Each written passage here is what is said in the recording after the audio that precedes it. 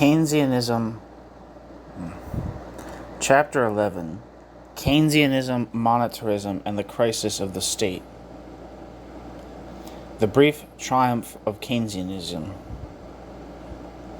In Britain, the conflict between the Keynesian objective of full employment and the orthodox objective of price stability appeared at a very early stage in the post-war boom. By 1955, unemployment had reached a post-war low of 1.1%, but inflation was rising and the balance of payments deteriorating. The government tightened monetary policy in the attempt to check inflation, but neutralized the expected impact on employment by cutting income tax in the pre-election budget, thus putting to the test for the first time the Keynesian emphasis on expenditure against the orthodox emphasis on the money market as the primary means of regulation. In the end, Keynes appeared to be vindicated, as a further tightening of monetary policy failed to check the boom, a sterling crisis being followed by increases in indirect taxation and cuts in public investment. However, such restrictive measures did not lead to increases in unemployment. The world boom provided buoyant export demand, so that growth and employment levels were maintained alongside monetary stability. Bank rate adjustments proved sufficient to maintain the external balance by inducing compensatory capital flows. Controls on consumer credit and changes in public investment plans were the primary means of containing inflationary pressures. Until 1957, the government pursued policies that were more or less equally acceptable to Keynesians and to the advocates of orthodoxy. However, the persistence of inflation caused increasing concern. The feeling grew rapidly amongst economists and politicians alike that low levels of unemployment were enabling the trade unions to push for wage increases that employers were unable to resist, but the government was reluctant to force up unemployment for political reasons, and so attempted to reduce the pressure of wage increases on profits by direct intervention. However, the TUC rejected the government's appeal for wage restraint in 1956.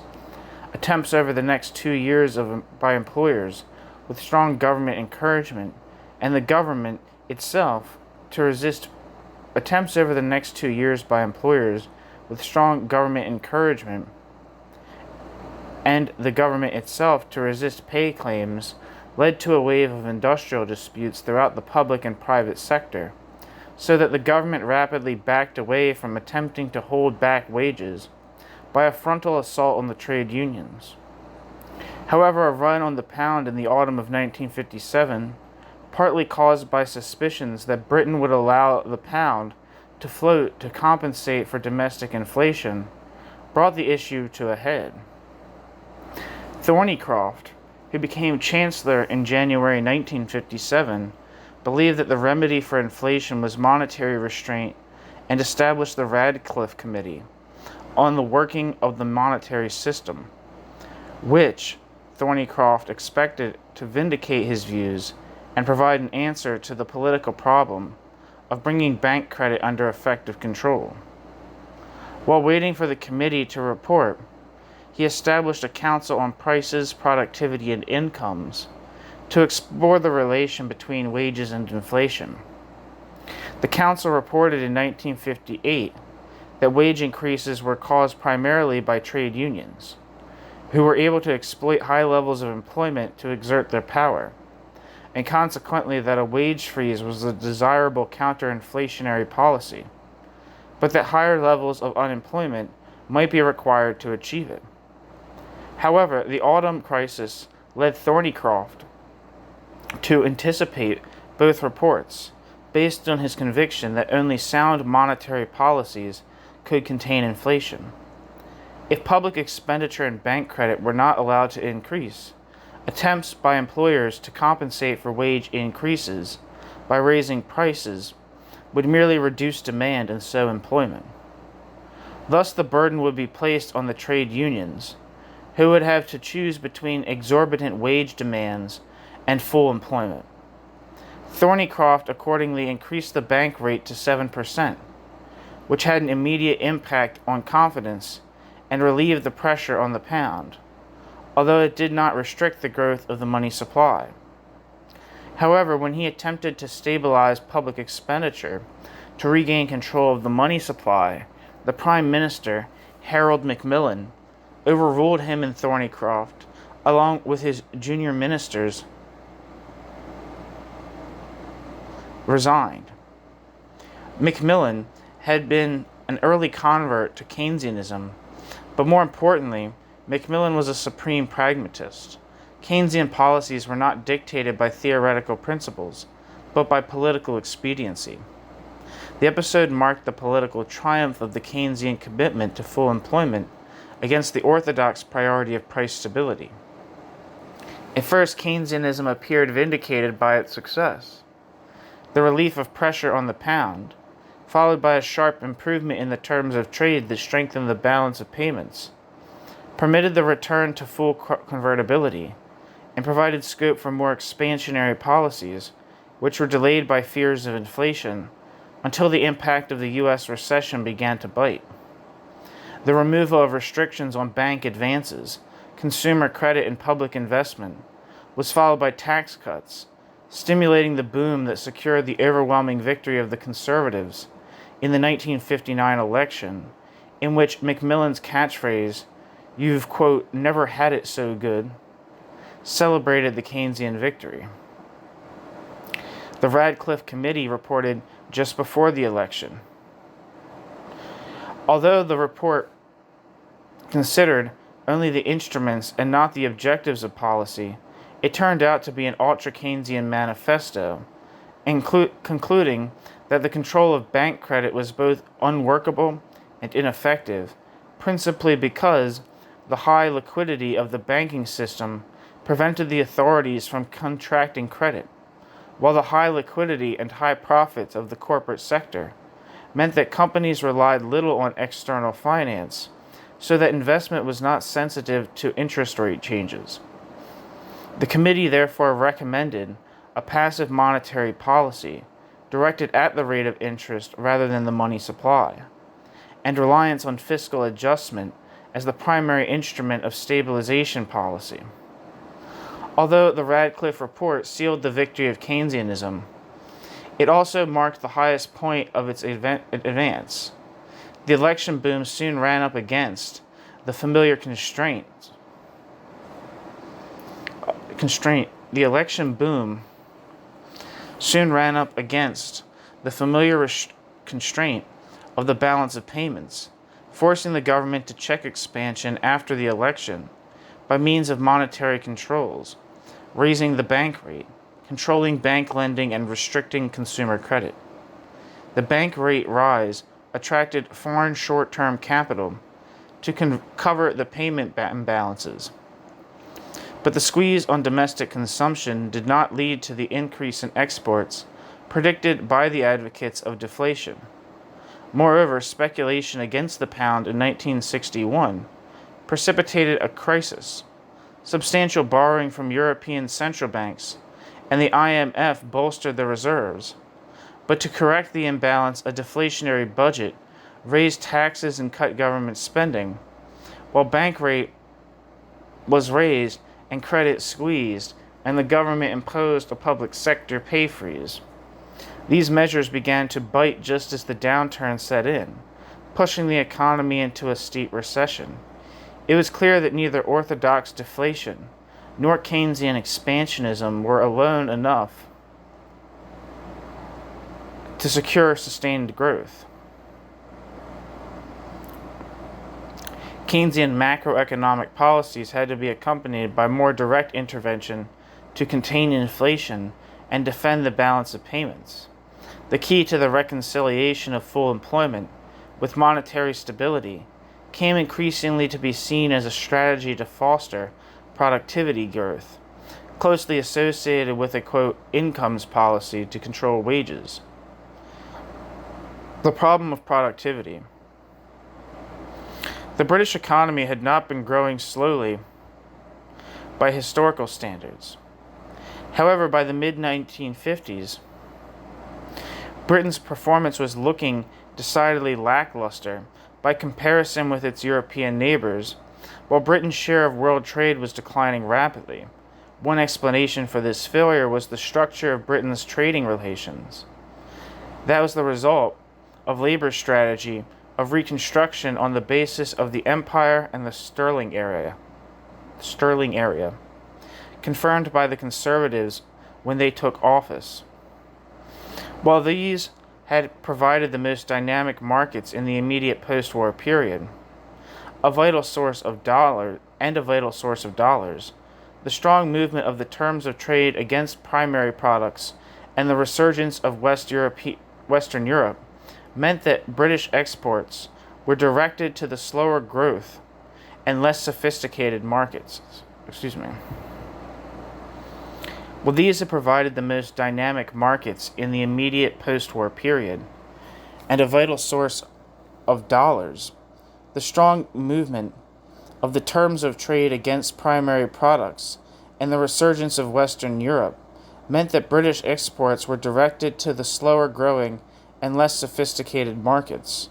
Moreover, colonial development policies and industrialization in the Dominions meant that indigenous industries were growing up to compete with British manufacturers, while foreign competition was penetrating Commonwealth and colonial markets. Finally, the independence of India and the rise of nationalist movements in the colonies, strongly backed by the U.S., meant that Britain's privileged political position was under threat.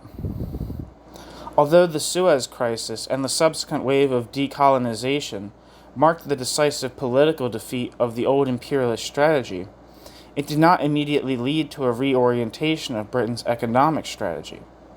Although Britain was anxious to gain access to European markets, and so participated in the negotiations around the formation of the EEC, Britain envisaged no more than limited trade liberalization and refused to make any commitment to the wider ambitions of free trade and economic integration, to say nothing of political union.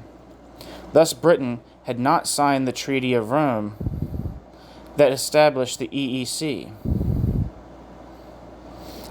When Britain applied for membership in 1961, its application was eventually vetoed by France on the grounds that Britain's membership was incompatible with its continued global aspirations, so that Britain was forced back, unreluctantly, on the Commonwealth and the Atlantic Partnership. However, by 1961, it was also becoming clear that the pattern of Britain's trade was only a symptom of a more fundamental weakness, the low productivity that made British manufacturers increasingly uncompetitive on the world market. There were a number of reasons for the slow growth of productivity. Partly, the slow growth of productivity simply reflected the fact that the low productivity sectors of peasant farming and domestic manufacture had long been eliminated in Britain. However, it was also becoming increasingly clear that productivity growth was closely associated with the rate of investment, which in Britain was low by international, if not by historical standards. The argument that low investment reflected the fact that Britain had inherited a mass of plant, buildings, and machinery to which new equipment was added piecemeal, rather than having built its industries anew after the war, simply begged the question of why Britain had not re-equipped. The problem was not a shortage of capital, for profits had soared in the early stages of the boom, without stimulating a significant increase in domestic investment, surplus capital being absorbed by a growth in liquidity, housing and consumer credit, and overseas investment.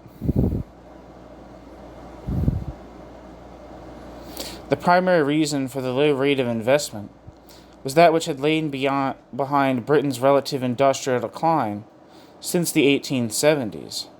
The ability of British productive capital to retreat into the protected markets of the empire in the face of successive world crises. The empire had sustained British capital through the depressions of the late 19th century and of the 1930s. The empire had sustained British capital through the depression of the late 19th century and of the 1930s, and had led the recovery before the First World War and after the Second. Although the imperial relationship had been crucial to Britain's economic, social, and political stability, it reduced the pressure to apply new technology, develop new products, and introduce new methods of management, and limited the tendency to monopolization and to the integration of productive and financial capital, in marked contrast to the countries that had more limited access to protected markets, particularly Germany, the US, and Japan. The success of Labour's reconstruction of British imperialism after the Second World War had once more provided the soft markets that enabled British capital to continue its traditional ways. Even when competitive pressure increased, the low rate of investment meant that British productive capital carried a relatively light burden of external debt and depreciation, and so could continue to make profits so long as revenue covered current costs, further reducing pressure to monopolize industry and to transform methods of production. In most industries, monopolization had still not proceeded nearly as far as in Britain's competitors, leaving fragmented industries with relatively small producers who resisted competitive pressure through specialization and product differentiation and responded to falling profits by cutting back production rather than by reducing costs through standardization and mass production.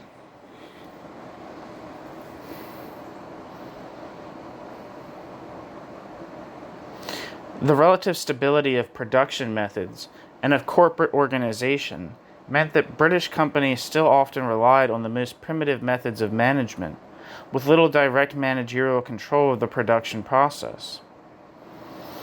Although the 1950s had seen a considerable increase in the monopolization of British industry, monopolization was more concerned with the rationalization of marketing than of production, and had not been accompanied by a significant degree of rationalization of plants and product ranges.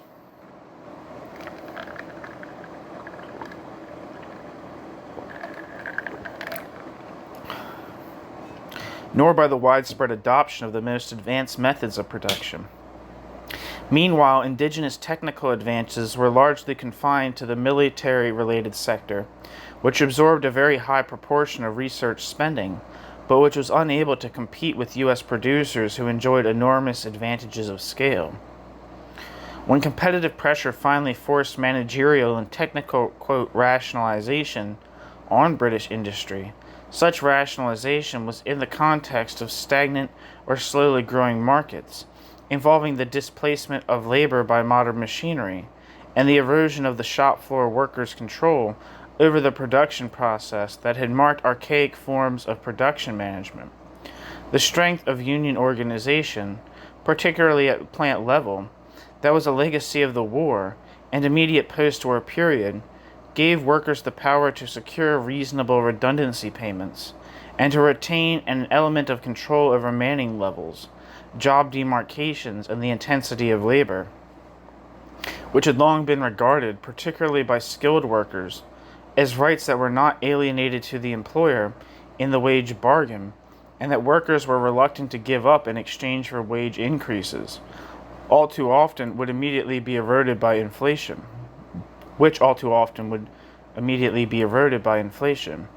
Although workers' resistance has frequently been cited as a major cause of low productivity, it was far more common for employers to milk old plant dry and refuse new investment demanded by the trade unions than for unions to resist investment plans outright.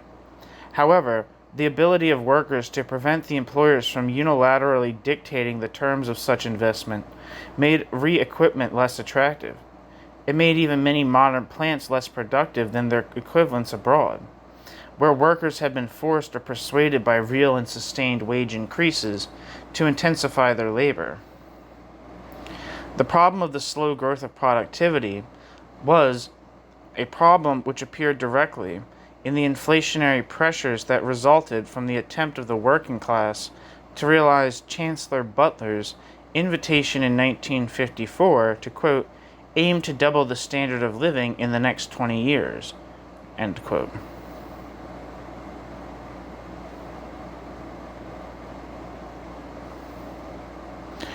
The industrial and political conflicts opened up by attempts to hold down wages focused attention on investment and productivity growth.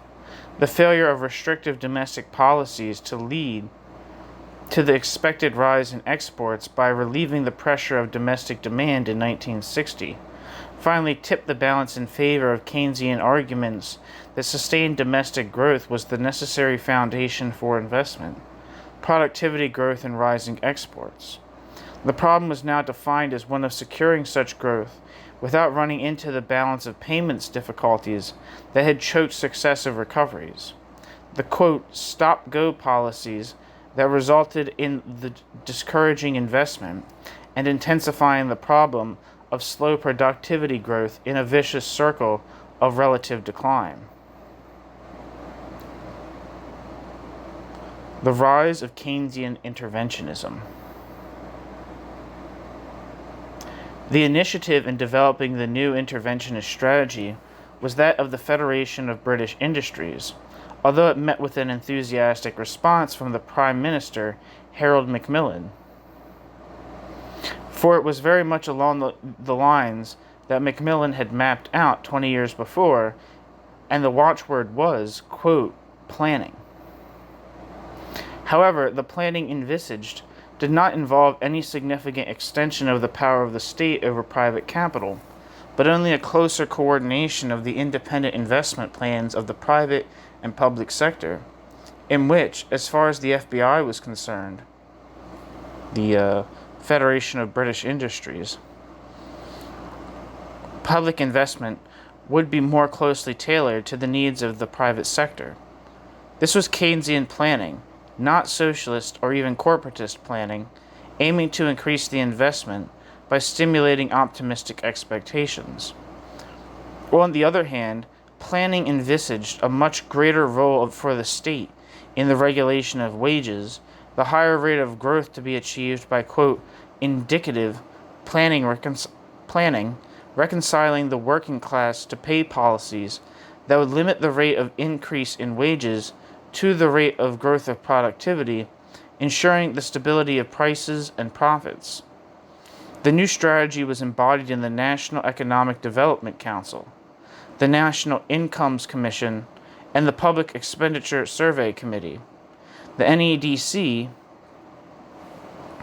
the National Economic Development Council, brought together employers, trade unionists, government representatives, and, quote, independent experts, end quote, providing a forum for tripartite debate and for the coordination of plans, but having no executive powers.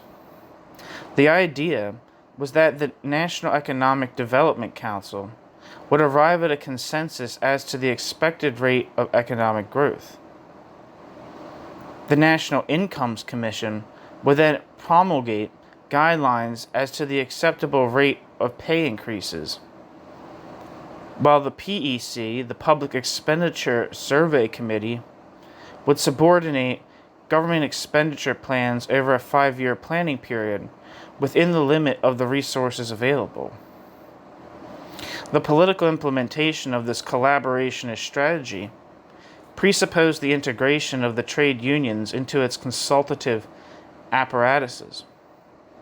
The trade unions were willing to participate in the NEDC, which provided a channel through which the trade unions could press their views on the government, which gave the trade unions increased political legitimacy without compromising their independence.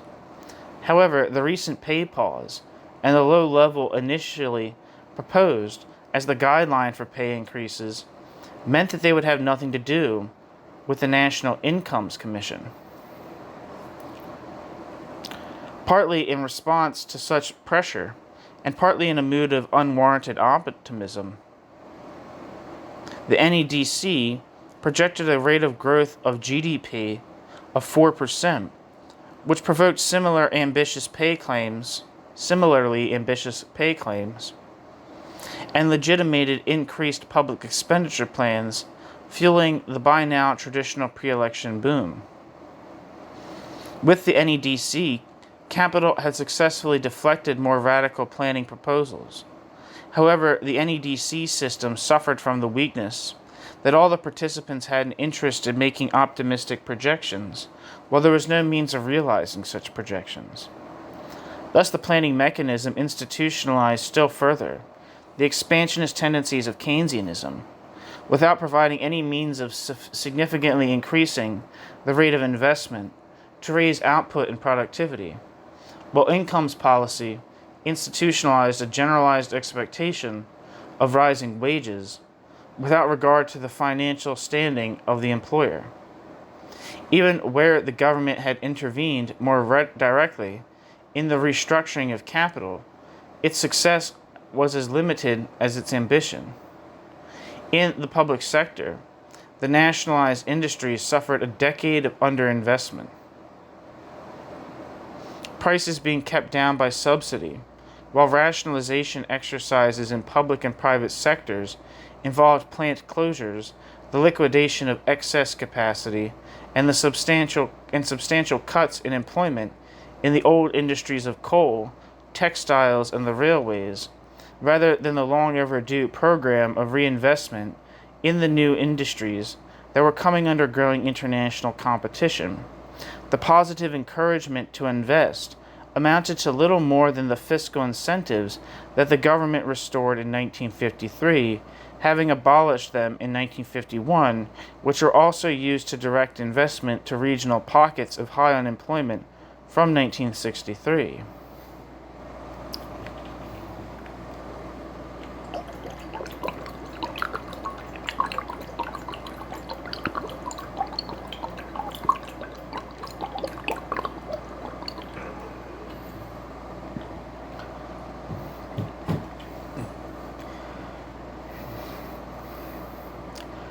Rising wages and planned increases in public expenditure and an impending election made it essential that the NEDC's promises should be fulfilled, and the 1963 budget accordingly cut taxes substantially in the hope that rapid economic growth would stimulate the investment and productivity increases that would maintain international competitiveness. As the balance of payments deteriorated, approaching the election of the government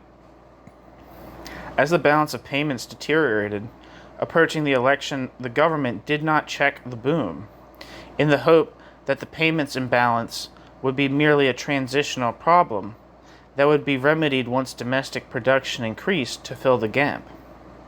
However, such hopes were in vain, and labor took office in the midst of a balance of payments crisis, condemning the conservative record on investment and productivity, and contrasting private affluence with the, quote, public squalor, which was the legacy of severe restraint on public expenditure, to create space for regular reductions in taxation through the 1950s. The election of labor did not mark a break in the strategy of the state, but an extension of the framework of Keynesian planning to compensate for the failure of the market by more actively encouraging investment and productivity growth.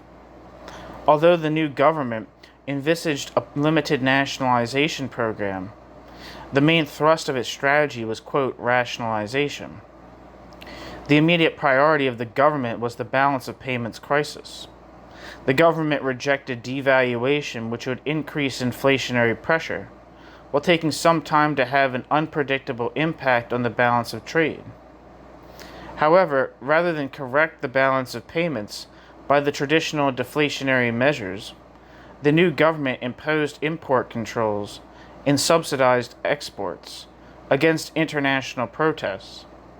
Such measures soon proved insufficient, and the government had to raise bank rate and borrow heavily abroad, followed by a package of tax increases to stem speculation against the pound.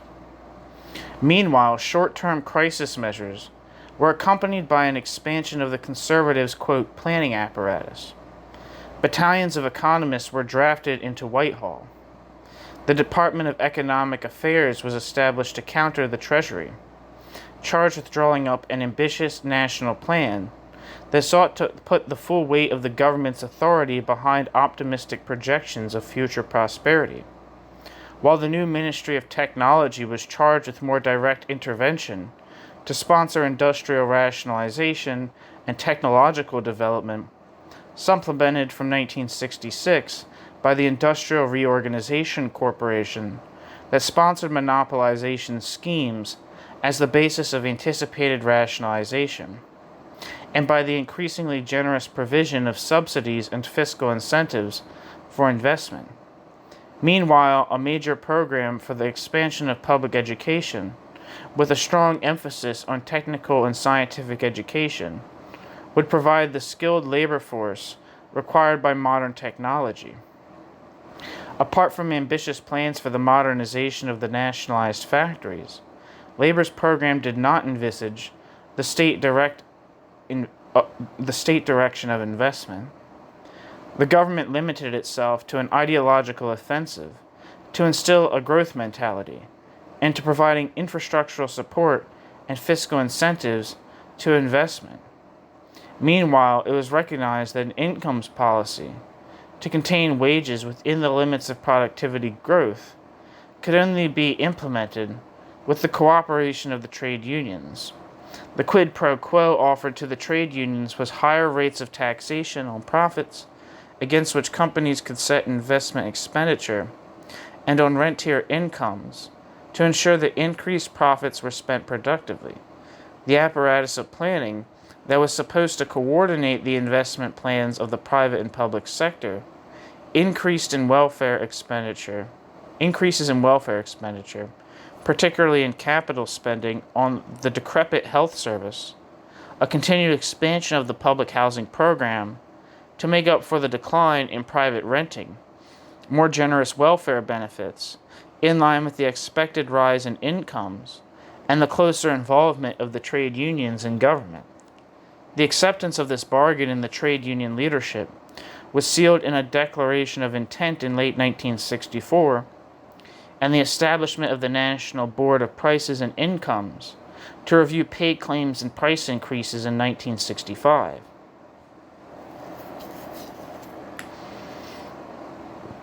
Although the greater degree of state economic intervention was associated with the closer involvement of employers and trade unions in government, it would be a gross misnomer to describe either the forms of intervention or the political structure of the state as, quote, corporatist. However much influence the formal and informal links gave capitalists and trade unions over the formation and implementation of state policy, the state's role outside agriculture, the nationalized industries, and the military sector was primarily enabling rather than directive, while the state had no mechanisms by which directly to control the rate and allocation of investment.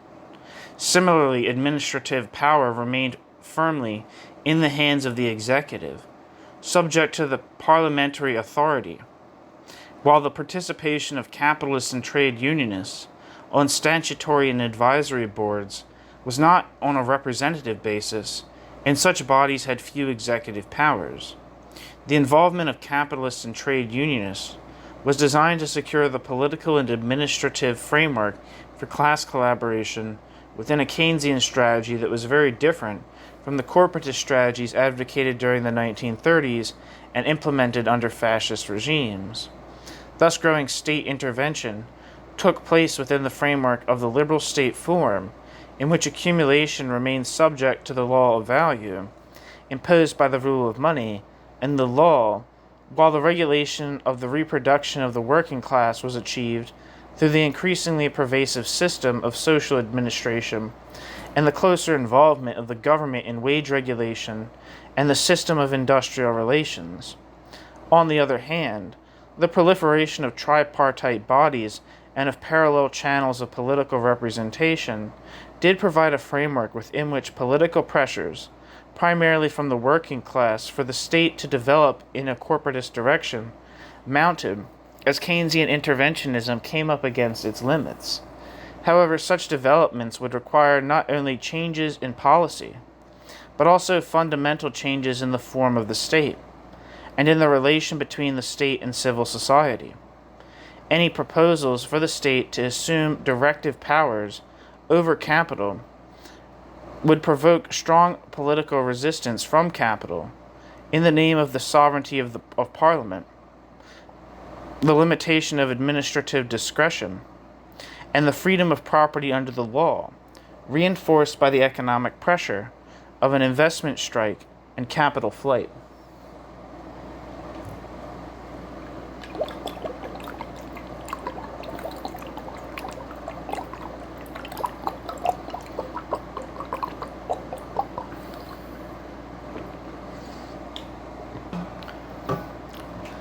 The limits of Keynesian intervention.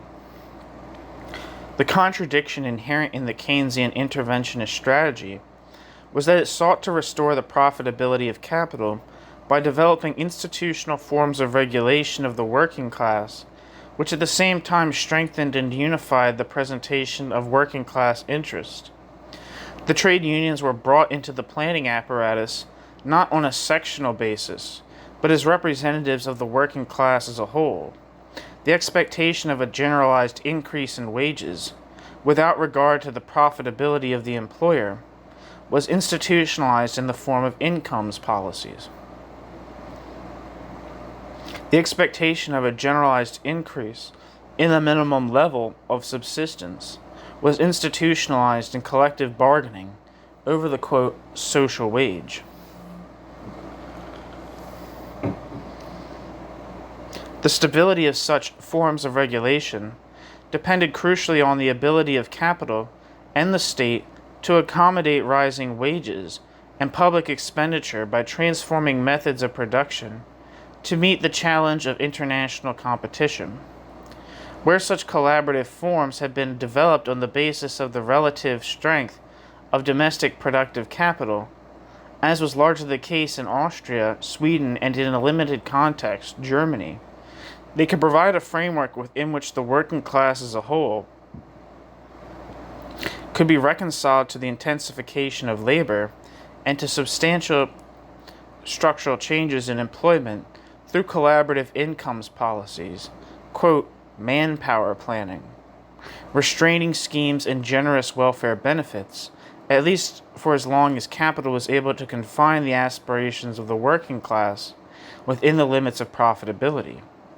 However, in Britain, such institutions had been developed in response to a deterioration in collaborative class relations, marked by growing working class militancy and a fall in the profitability of domestic productive capital.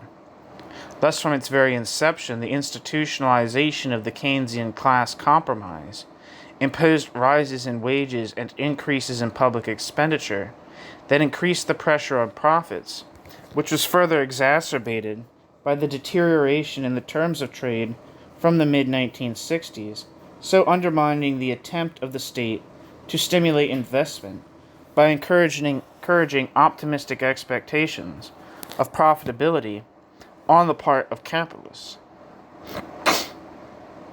The result was to institutionalize the inflationary tendencies of Keynesianism and to increase the amplitude of the, quote, stop-go cycle.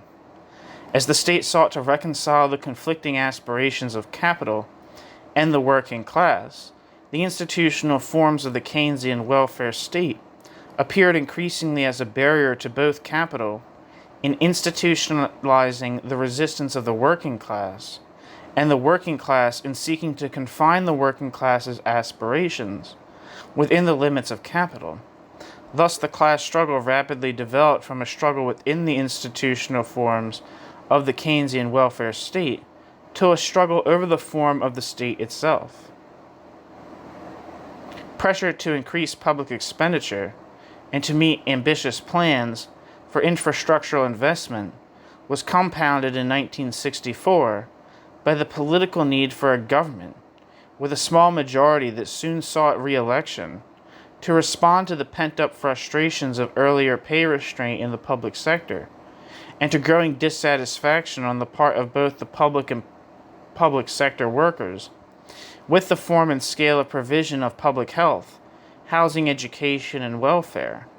The rising tendency of public expenditure was further exaggerated by the fact that large areas of public expenditure were demand determined and largely outside central control, and by the need to secure the collaboration of the trade unions in the government's income policies. The government was reluctant to raise taxes.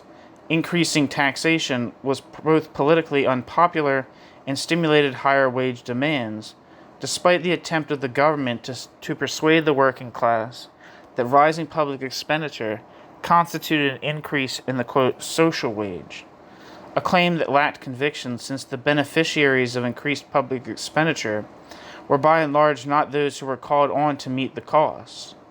Thus, the government sought to limit tax increases by increased borrowing, while relieving the pressure on financial markets by easing credit, following the post-Radcliffe strategy of stabilizing interest rates rather than supply of money and credit.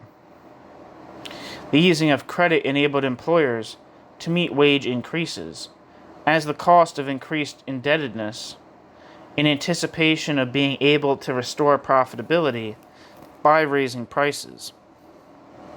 The government accommodated the growing demand for credit in order to hold down interest rates in the hope of stimulating investment, provoking an inflationary spiral.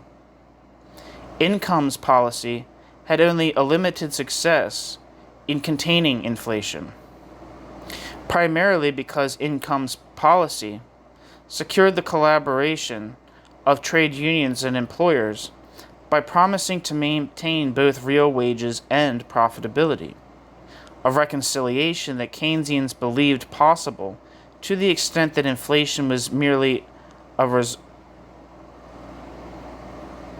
Incomes policy had only a limited success in containing inflation, primarily because incomes policy secured the collaboration of trade unions and employers by promising to maintain both real wages and profitability, a reconciliation that Keynesians believed possible to the extent that inflation was a result of, quote, money illusion. In practice, trade unions ignored the limits of incomes policies insofar as trade unions were able to secure larger increases by their own efforts, especially through local bargaining, more prosperous employers often being willing to pay such increases as the price of holding on to scarce categories of labor power and intensifying labor. Thus, incomes policy tended to increase inflationary pressure, as stronger groups of workers set the pace of pay rises, while weaker unions used the incomes policy to maintain differentials. As inflation rose, the government was forced to reinforce its incomes policies with deflationary measures, which shifted the balance of class forces in favor of employers. While such measures further politicized the class struggle, they also intensified divisions in the working class, particularly between organized and unorganized workers, and between public and private sector workers. Rising inflation and growing international competition led to a deterioration in the balance of payments, made worse by a strike provoked by the government's decision to make an example of the seamen, which fueled the speculation against the pound that led to the crisis of 1966.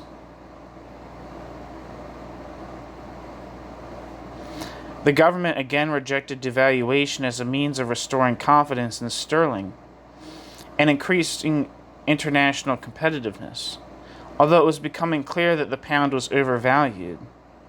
The fear was that a significant devaluation would fuel inflation, while a small devaluation would establish a precedent which would only provoke further speculation. On the other hand, international pressure ruled out more extensive controls on imports.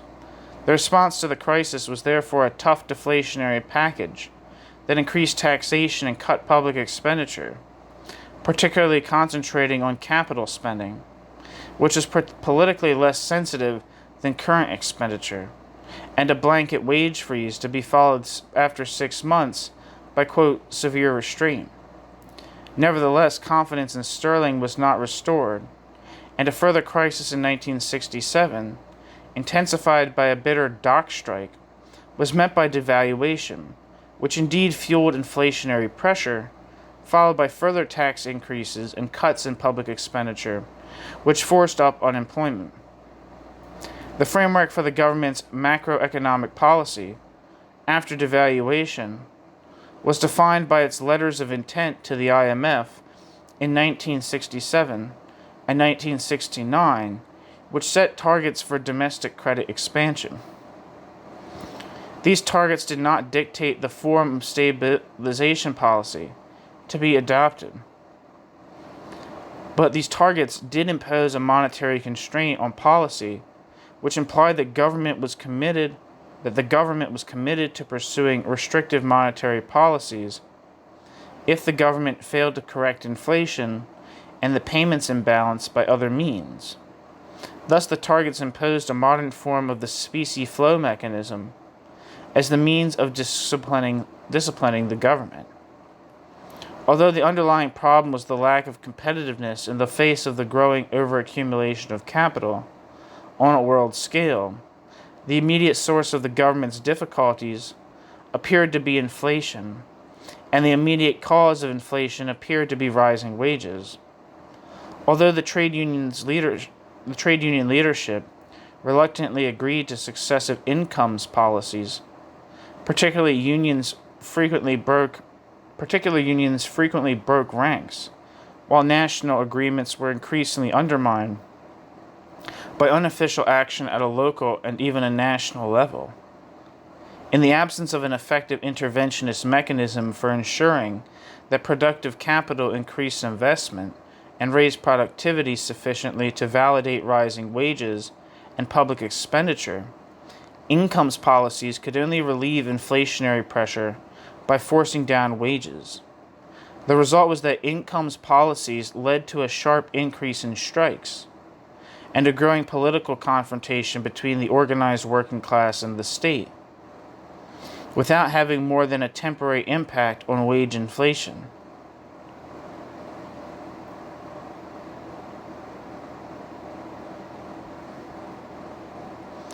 As inflation persisted, while unemployment and excess capacity rose, it became clear to the Keynesian mind that inflation could not simply be the result of, quote, over-full employment, but could only be the result of the ability of militant trade unions to enforce inflationary pay rises on employers. Thus, the government looked for its salvation to trade union reform and the, quote, reform of industrial relations, bringing industrial relations within a legal framework for the first time in Britain. The primary object of the government's offensive was rank-and-file militancy and unofficial strikes, which were seen as the principal threat to both incomes policies and orderly industrial relations. The Donovan Commission, which emphasized the role of local bargaining and unofficial shop floor organization, in its 1968 report, provided the intellectual background to the government's thinking, while the attempts of employers to curb shop floor organization in the struggle to wrest control over production from the workers provided an indication of the future direction of industrial relations. However, the proposed reforms were unacceptable to the trade unions in undermining their independence, and the legislation was dropped in exchange for a promise from the TUC to curb unofficial action and demarcation disputes, a promise the TUC had no power to put into effect. Although labor's legislation was dropped, its proposals and the implicit agreement of the TUC to its diagnosis had already pinpointed the scapegoat for the competitive failure of British productive capital. The government had been forced to abandon its ambitious strategy of expansionism, as persistent inflation, rising public expenditure, and a weak balance of payments put it under financial pressure in domestic and international financial markets. Successive deflationary budgets increased unemployment. The cost of welfare benefits tended to neutralize cuts in other areas of public expenditure, but did little to curb inflation as growing shop floor militancy maintained the rising pressure on wages. The Keynesian promise of planned growth, with full employment, stable prices, rising wages, and improved public services, was collapsing into what came to be known as, quote, stagflation, with both prices and unemployment rising, real wages stagnating, and public expenditure falling at the expense of both services and public sector pay. Rising unemployment, under the impact of deflationary policies, undermined the apparatus of Keynesian planning. The dilemma was the same as that which had faced the rationalization movement in the late 1920s, that rationalization and increased productivity implied the loss of jobs, which was politically unacceptable in the context of rising unemployment. The result was growing resistance from the organized working class to the terms of investment programs and rationalization schemes that involved plant closures and job losses, while inflation and successive waves of pay restraint undermined productivity bargaining as inflation eroded negotiated pay increases. The failure of the state to satisfy the expectations it had aroused led to a rising tide of industrial and political unrest. The trade union movement adopted an increasingly political role, pressing for more radical interventionist measures to stimulate investment and defend jobs. The collaboration of the trade union leadership with the government had led to the rise of a more militant and independent shop stewards movement that raised not only questions of pay and the conditions of labor, but of the power of capital and the rights of the direct producers. Meanwhile, the expansion of the public sector, the gradual proletarianization of white-collar workers, and the growth of higher education was undermining the class identification of sections of the middle class. Middle-class radicalism was most dramatically expressed in the student movement, which rejected the paternalistic authoritarianism of the education system and drew its political strength from opposition to sycophantic support of the government for U.S. imperialism in Vietnam. Although the failure of Keynesianism led to growing popular resentment, the identification of the trade union leadership with the government's strategy meant that such resentment lacked a political focus and remained largely unorganized, the lack of organization being elevated to a political principle by the politics of '68.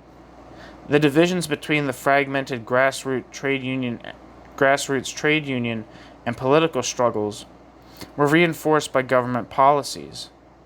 The incomes policies protected unorganized and low-paid workers at the expense of the better-paid workers. Public expenditure cuts benefited taxpayers at the expense of public sector workers and those reliant on welfare and public services. The government's extension of the conservatives' racist immigration policy served to scapegoat black workers for the failings of capital, while its aborted trade union legislation served to scapegoat the unions.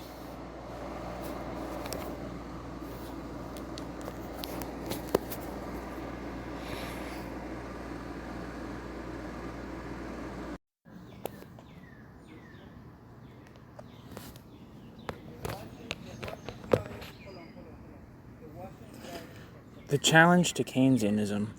The failure of Keynesian intervention to secure the increases in investment and productivity that could reconcile the sustained accumulation of capital with rising wages and public expenditure led to an intensification of the class struggle, in which the institutional forms of integration of the working class provided a base from which the organized working class could press its claims, regardless of the constraints of profitability. Rank-and-file militancy inhibited the restructuring of capital by resisting job losses and the intensification of labor, while wage claims increased inflationary pressure. Incomes policies generalized rather than containing such pressures. The political assimilation of the trade unions was secured only at the cost of increasing public expenditure and subordinating industrial policies to political priorities. the institutional apparatus through which the state had sought to resolve the contradictions of liberal Keynesianism, it served rather to intensify those contradictions. The contradictions of Keynesianism were ultimately an expression of the contradictions of the capitalist state form, as the growing pressure of overaccumulation undermined the post-war settlement. However, the underlying contradiction did not appear immediately as such, but rather appeared in the form of an economic, political, and ideological crisis of the Keynesian welfare state. Thus, the limits of Keynesianism did not mark the limits of capitalism, nor even the limits of fiscal regulation, but the limits of the Keynesian political strategy of state-sponsored class collaboration, on the basis of full employment and a generalized expectation of rising living standards, within the framework of the liberal state form. Although the crisis of Keynesianism politicized the class struggle, class polarization did not appear directly as a struggle for state power, but rather as a progressive erosion of the authority of the state. Both capital and the working class had an ambivalent relationship to the state. Working class economic and political aspirations were channeled by trade unions and political parties through the state. On the other hand, the working class increasingly confronted the state and the industrial relations system as barriers to the realization of these aspirations and sought to advance beyond the forms of Keynesian integration. Similarly, individual capitals sought the support of the state to maintain profitability in the face of rising costs and more intense international competition, and negotiated wage increases as the price of industrial peace, while at the same time they grew increasingly restive as the economic and political costs of Keynesian intervention mounted. Thus, the crisis appeared as a crisis of the liberal form of the Keynesian state, in which class conflict centered not so much on the control of the state apparatus as on the form of the state, and above all on the relationship between the state and civil society, and between the power of money and the power of the state. Keynesian interventionism had sought to reconcile the working class to wage, quote, restraint, and to job losses as the price of industrial, quote, rationalization that would provide future increases in wages and employment. However, the bargain was singularly one-sided. While the state sought to increase profitability at the immediate expense of the working class and to subsidize investment, it had no means of ensuring that increased profits would be invested to raise domestic investment and productivity. Thus, the failure of Keynesian interventionism to realize the aspirations of the working class increasingly raised the question of the democratic accountability of capital and the state, and to growing pressure from sections of the organized working class for the state to bring capital directly under social control to complement the socialization of consumption with the socialization of production, to subordinate the accumulation of capital to the aspirations of the working class.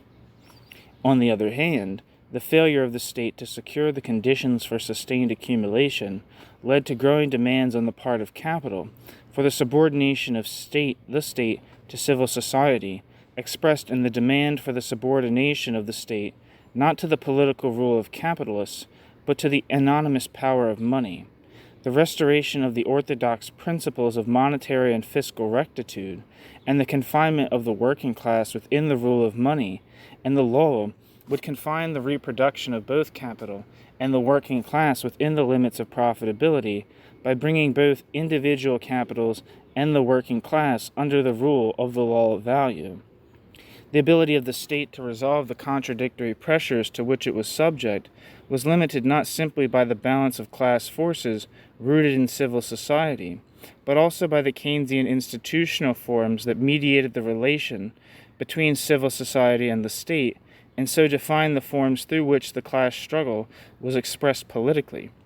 The state could not simply dismantle the existing institutional apparatuses and restore the unfettered rule of money and the law without provoking economic and political chaos, as the Heath government in Britain found to its cost.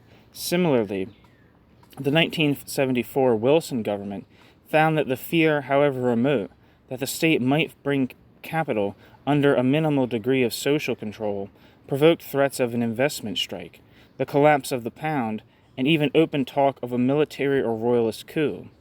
Political mobilization outside the Constitution appealed increasingly to both the right and the left. Sections of the right pinning their hopes on the repressive apparatus of the state, the left on the strength of the organized working class. However, the issue was decided not by a confrontation between revolution and counter-revolution, but by the transformation of the state from within, on the basis of the existing institutional forms provided by the state. Thus, the struggles were fought out in and against the Keynesian form of the liberal state.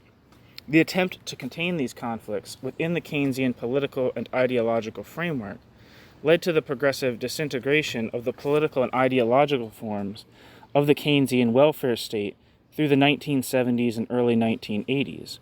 The frustration of the aspirations of the working class led to growing rank-and-file militancy and the rise of, quote, new social movements that sought to develop more democratic forms of social and political regulation. However, the trade unions and political leadership of the working class saw such autonomous movements not as a base on which to build a democratic alternative to the alienated forms of capitalist domination, but as a challenge to their own authority. The labor left pressed for an alternative corporatist strategy, but it sought to pursue this strategy by developing the increasingly discredited apparatus of the Keynesian welfare state. Quote, planning agreements marked the limit of its immediate plans to secure the democratic accountability of capital. The trade union leadership sought to preserve its power not by building on popular struggles to construct an organized and united opposition to the capitalist offensive, but by looking to their privileged relation to the state for a strengthening of their legal rights and for an increasing role in the Keynesian consultative apparatus. While pursuing their trade union aims on a sectional basis, through the increasingly antagonistic forms of incomes policy and industrial relations. Impinning their faith on the beneficence of the capitalist state, the trade unions and the labor left found themselves isolated from growing sections of the working class, who increasingly confronted the bureaucratic and authoritarian forms of capitalist power, not as the instruments of their emancipation, but as the immediate barriers to their individual and social aspirations. While the working class leadership clung to the tattered remnants of the Keynesian welfare state in the deepening crisis, capital and the state confronted the Keynesian forms of integration as barriers to their own reproduction and sought to develop new forms of regulation through which to confine the aspirations of the working class within the limits of profitability and fiscal constraints. In the course of the ensuing struggles, capital developed new forms of industrial relations, while nominally Keynesian governments adopted an institutional framework appropriate to the implementation of increasingly monetarist policies. Meanwhile, the ideology of Keynesian interventionism, whether in its more liberal or more radical variants, was progressively eaten away from within.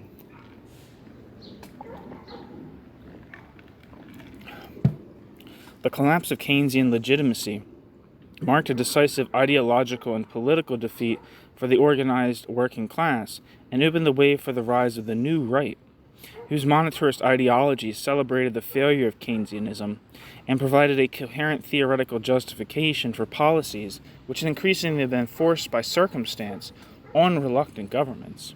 Like political economy and Keynesianism before it, the adoption of monetarism as the official ideology of the state did not initiate a political revolution, but marked a political revolution's culmination as the state adopted an ideology appropriate to its emerging form. The turn to the market.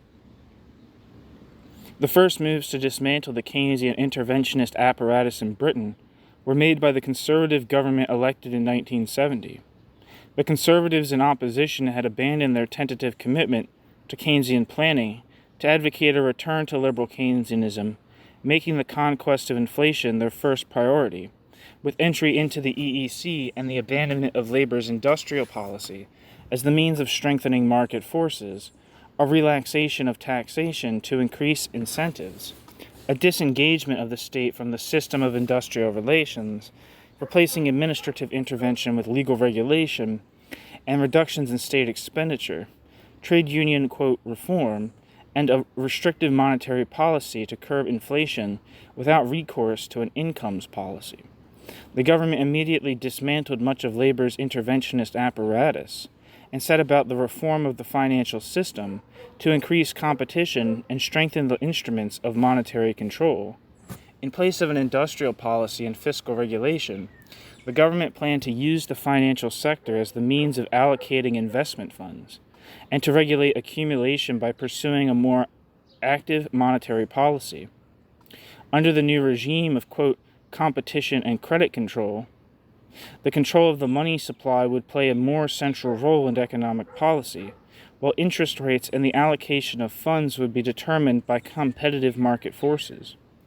However, this did not imply a monetarist belief in a direct relation between the money supply and the rate of inflation, monetary policy being seen as a more sensitive instrument of demand management, rather than having a direct impact on the rate of inflation, as the monetarists were later to believe.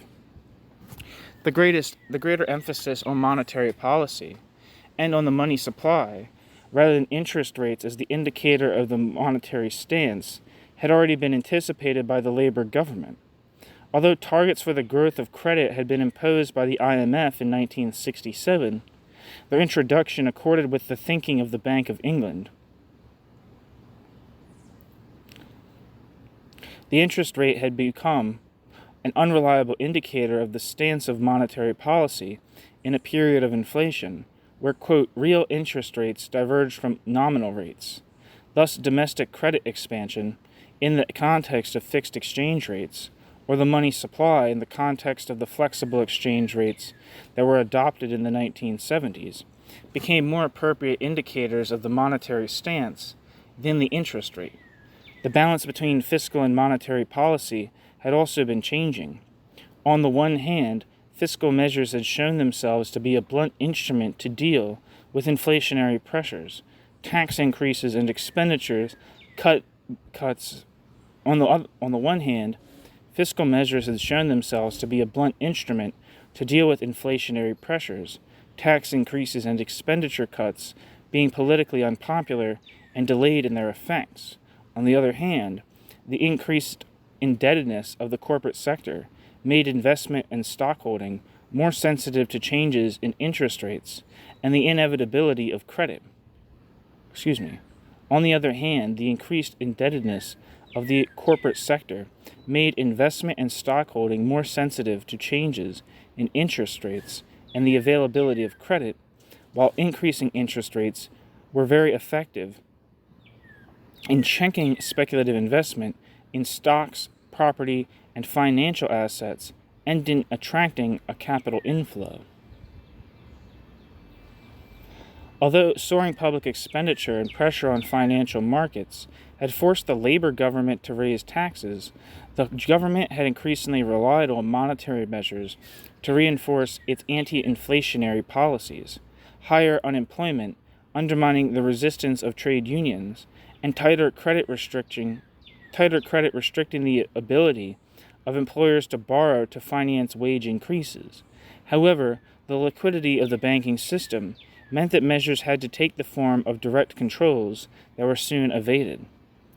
Following its rejection in incomes policy, the government set about the reform of industrial relations to replace administrative intervention by legal regulation in the attempt to secure a, quote, appropriate balance between trade unions and employers, which necessarily involved an attack on the trade unions, whose excessive power had become the primary scapegoat for the failures of domestic productive capital. However, the conservative reforms fared no better than those of labor. The system of voluntary registration of trade unions left a space within which the unions could subvert the government's intentions, leading to increasingly militant confrontations in which the government repeatedly backed down to avoid a dangerous political polarization. The conservative strategy was an unmitigated disaster. The problem was that the Keynesian forms of integration could not simply be dismantled at will. Although they provided channels through which the working class could constitutionally pursue its aspirations, they were not the source of working class strength, but only the institutional form through which that strength was expressed. The attempt to dismantle those forms and subordinate the working class to the immediate authority of money and the law could only lead to politicization of the class struggle, as long as the organized strength of the working class gave it an autonomous source of power.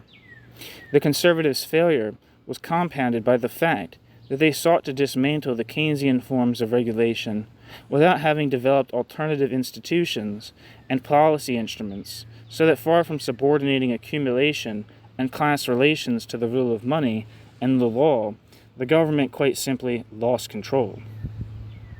Continuing wage inflation meant that pay restraint was imposed on the public sector almost immediately.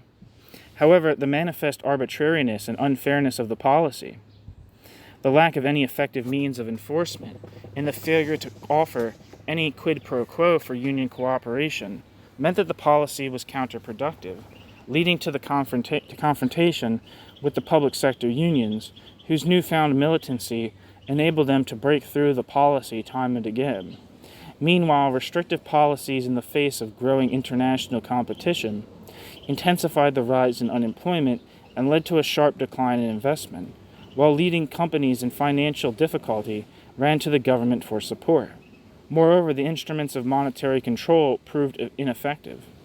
In abandoning the economy to the judgment of the market, without any means of regulating either wages or the expansion of credit, the government had unleashed inflationary forces that the government had no means of checking.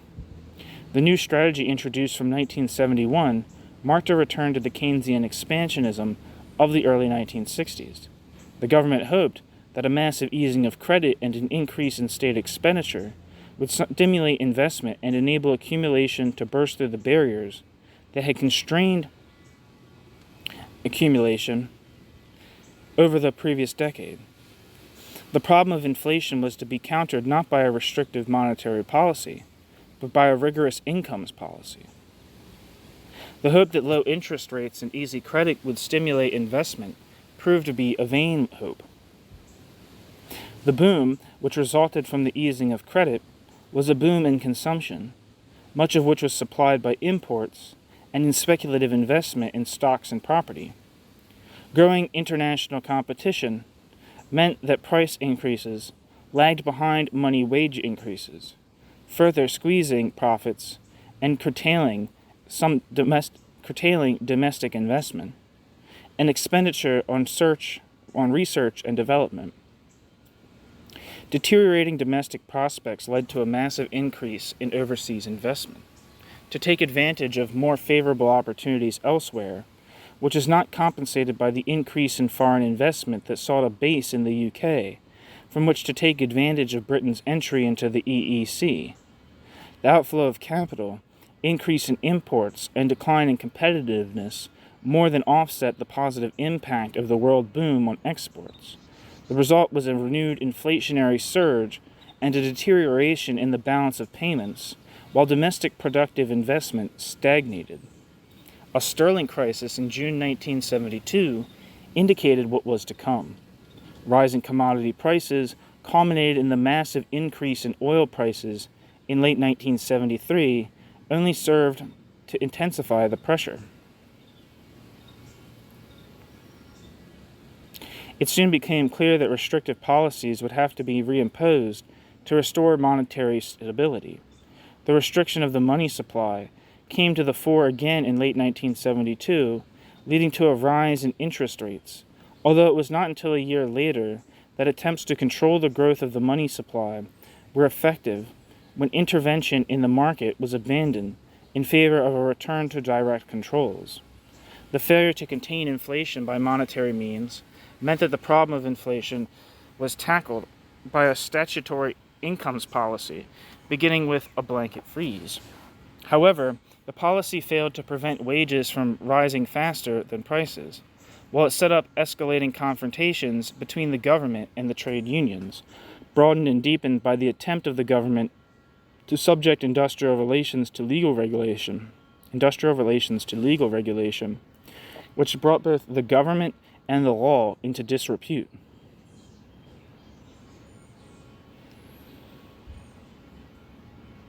The class struggle and the crisis of Keynesianism. The conservative government's policies had managed to unite and radicalize large sections of the working class. Trade union legislation provoked mass opposition and brought striking workers into direct confrontation with the state. Many public sector workers had taken strike action for the first time. Trade unions, tenants groups, community groups, welfare rights groups, black and women's groups had begun to come together in struggles that demanded not simply more pay or more government expenditure, but that challenged the bureaucratic and authoritarian form of capitalist power, challenges that could not be headed off by empty gestures in the direction of, quote, participation. Heath's attempt to isolate the miners in 1974 by politicizing their strike backfired, the miners coming instead to symbolize a united class confrontation with the government.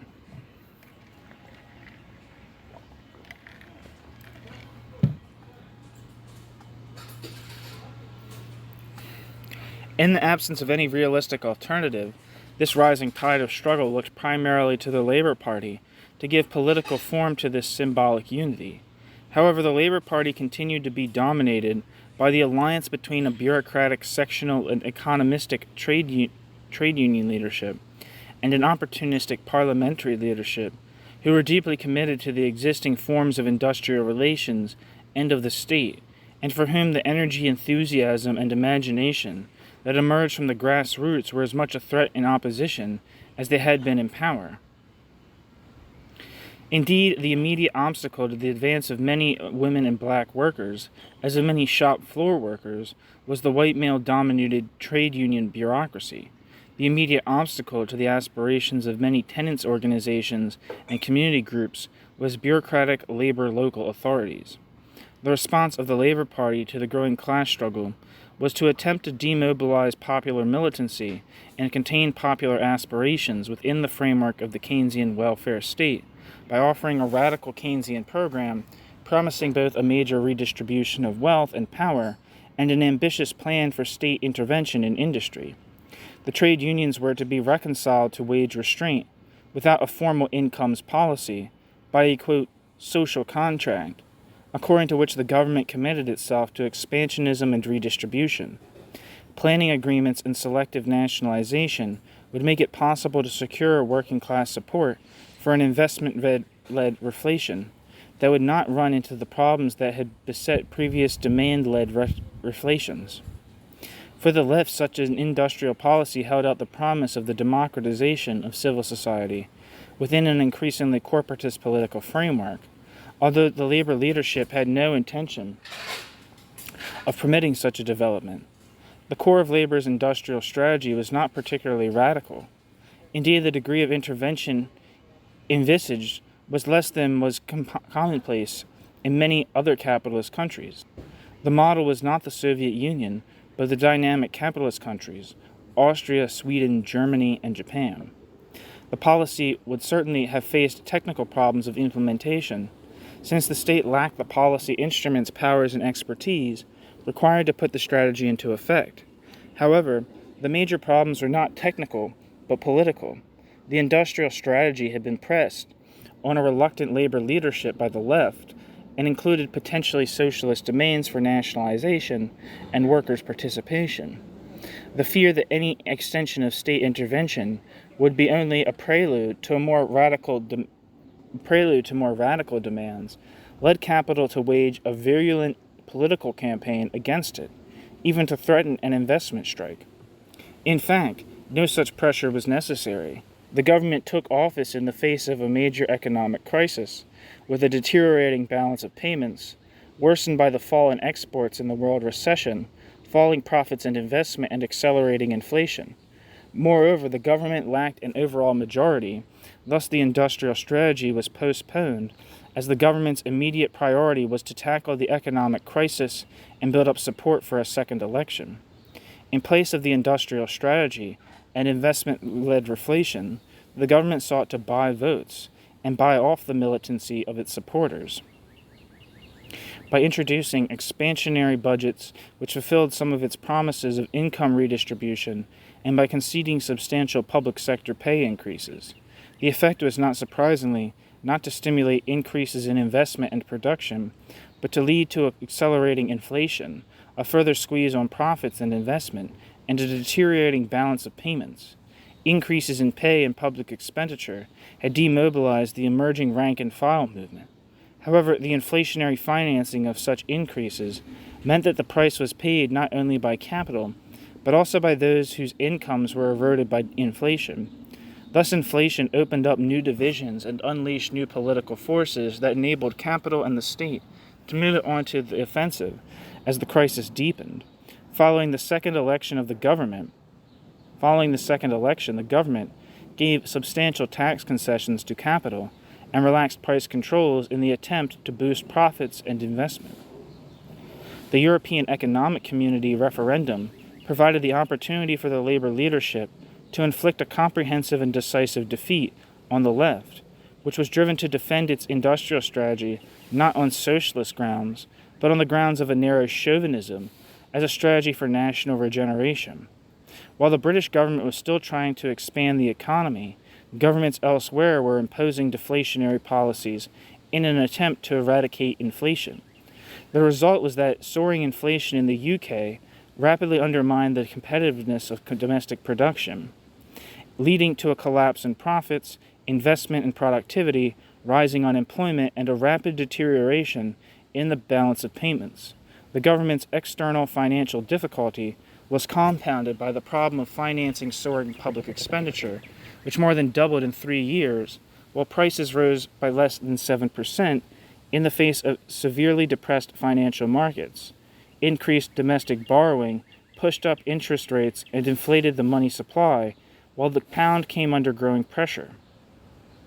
The 1975 budget marked the repudiation of Keynesian expansionism, contracting demand in the face of rising unemployment and setting targets for the money supply rather than the level of unemployment. Corresponding to the growing emphasis on monetary policy and the control of public expenditure, the government was meanwhile developing the instruments required to put such policies into effect. On the one hand, the failure of the conservative government to control the growth of money and credit, and the need to finance the growing public debt, had led the Bank of England to develop increasingly sophisticated methods of debt management and monetary control. On the other hand, the failure to confine public expenditure within the limits of public revenue led to the development of the system of cash limits. However, such methods could not bear the weight of the growing crisis.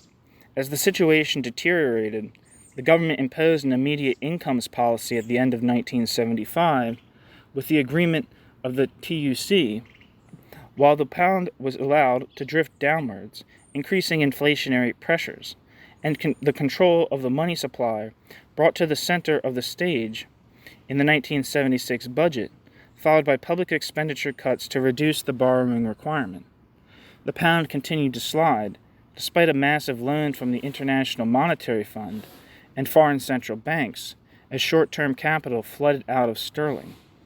In exchange for a further IMF loan, the government agreed to a package of spending cuts and monetary restraint itemized in the letter of intent of 1976. The IMF loan has entered the mythology of the Labour Party as the crucial turning point in the strategy of the Labour government, as it capitulated to the demands of foreign bankers.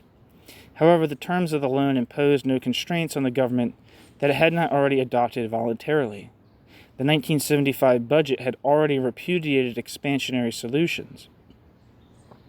Cash limits had been introduced to enforce cuts in public expenditure in early 1976, while money supply targets were set in the 1976 budget, and further cuts in public expenditure imposed to reduce the public sector borrowing requirement in July 1976.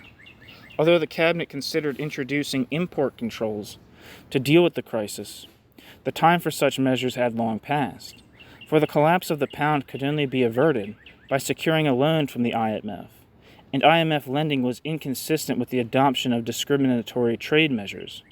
Far from imposing deflationary policies on a reluctant government, the IMF loan provided an alibi with which to head off mounting political opposition, deflecting criticism of its policies onto foreigners and bankers, while providing the government with the means of supporting sterling through the crisis, and so avoiding a far more destructive deflationary package.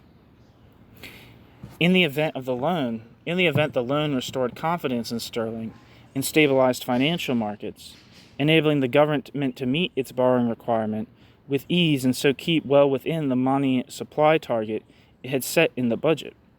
Thus, the terms of the IMF loan imposed no effective constraint on the government's economic policy.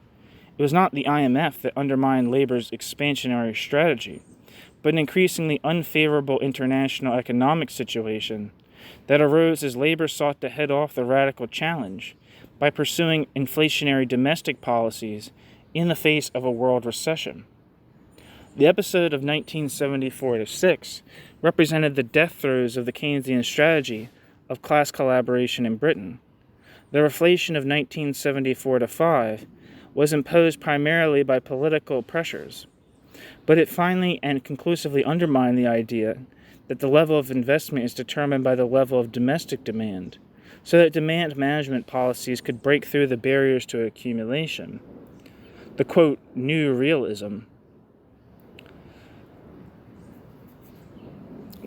dating from Callahan's speech to the 1976 Labor Party conference, reflected a recognition that the driving force of accumulation was not demand but profit, and that henceforth the aspirations of the working class for rising wages and increased public provision had to be confined within the limits of capital. This required not merely a change in economic policy, but a restructuring of the institutional forms of the Keynesian welfare state. Keynesianism was undermined as expansionary domestic policies ran up against the barrier of financial crises associated with the deteriorating balance of international payments. For the labor left, these crises consisted essentially in a confrontation between the money power of capital and the political power of the nation state, to be resolved politically by the subordination of capital to the state through controls on trade and international capital flows, and through the implementation of labor's radical industrial policy. However, the diagnosis of the left failed to address the critical question on the form of the state.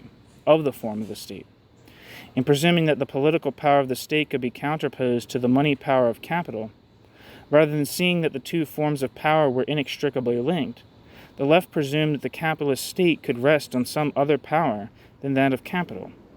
Successive crises represented not so much a confrontation between the power of capital and the power of the state, as the contradiction inherent in the Keynesian welfare state between the class character of the state and the consensual mechanisms of class collaboration. The labor leadership was only too aware that for the state to attack the power of capital was to undermine labor's own foundations, the labor leadership's own foundations.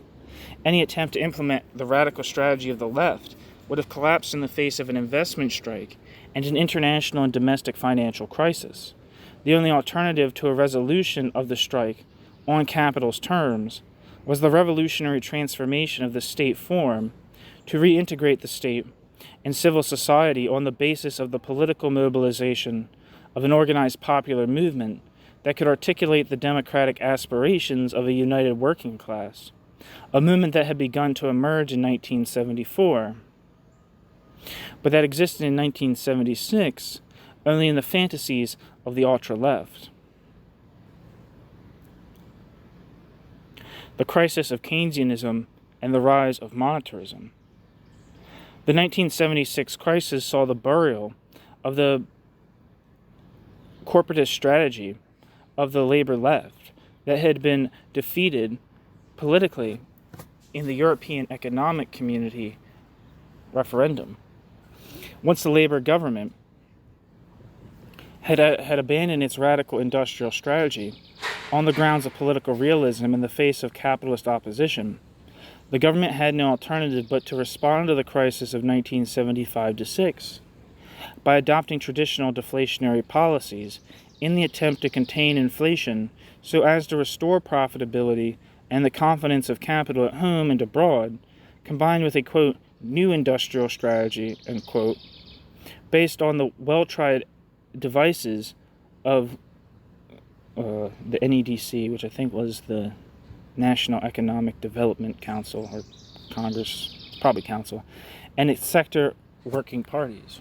Although the government persisted with incomes policies, these lacked statutory force and relied increasingly on restrictive monetary policies for their support. The Labor government appealing to popular opposition to inflation to counter the organized strength of the working class, and reinforcing sectionalism by proclaiming as forcefully as the classical economists of the 19th century that the price of excessive wage increases was rising unemployment, in the vain hope that the threat of such unemployment would be sufficient to moderate wage claims. The crisis determined the path of the Labor government over the following 3 years. The priority was to restore the confidence of the financial markets by bringing down inflation, rectifying the imbalance of international payments, and reducing government expenditure. The principal means of achieving this was a rigorous incomes policy, reluctantly supported by the TUC until 1977, backed up by a tight monetary policy and cuts in taxation, and public expenditure cuts, particularly affecting capital spending, substantially larger than those agreed with the IMF. In the event the cuts in spending were outweighed by increases in the cost of unemployment benefit, employment subsidies, and temporary employment schemes, as unemployment soared, by the continued commitment of the government to increase welfare benefits in line with increases in earnings, by increasing cost of industrial, quote, rationalization programs, and by the increased cost of debt service associated with higher interest rates. Cuts in public expenditure were associated with the development of more rigorous systems of financial and bureaucratic control of public services.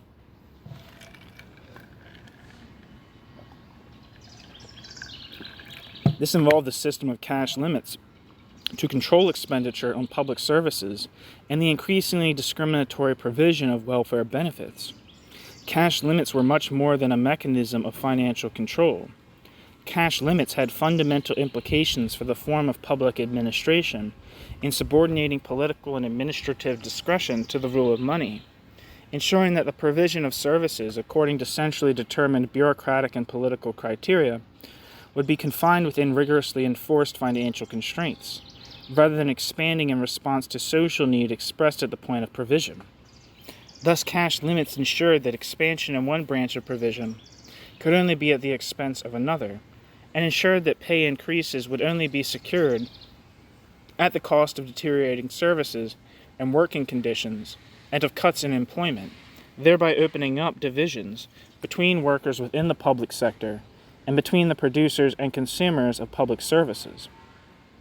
The bureaucratization of public and welfare services within a framework of financial stringency gave the working class a wider base and a broader perspective on public sector workers as the bureaucratization of public and welfare services within a framework of financial stringency gave the class struggle a wider base and a broader perspective as public sector workers, welfare recipients, and the consumers of public services increasingly challenged not only the scale of public provision, but also public provision's form. Public sector workers resisted not only the erosion of their pay, but also the bureaucratization of provision, the subordination of provision for social need to financial constraint, and the attempt of the state to enforce the choice between levels of pay and standards of service. Welfare rights groups, tenants organizations, cultural groups, the black and women's movement, and community groups mobilized a diffuse resentment and confronted the bureaucratic and authoritarian form of public provision with the collective representation of popular demands for democratic control.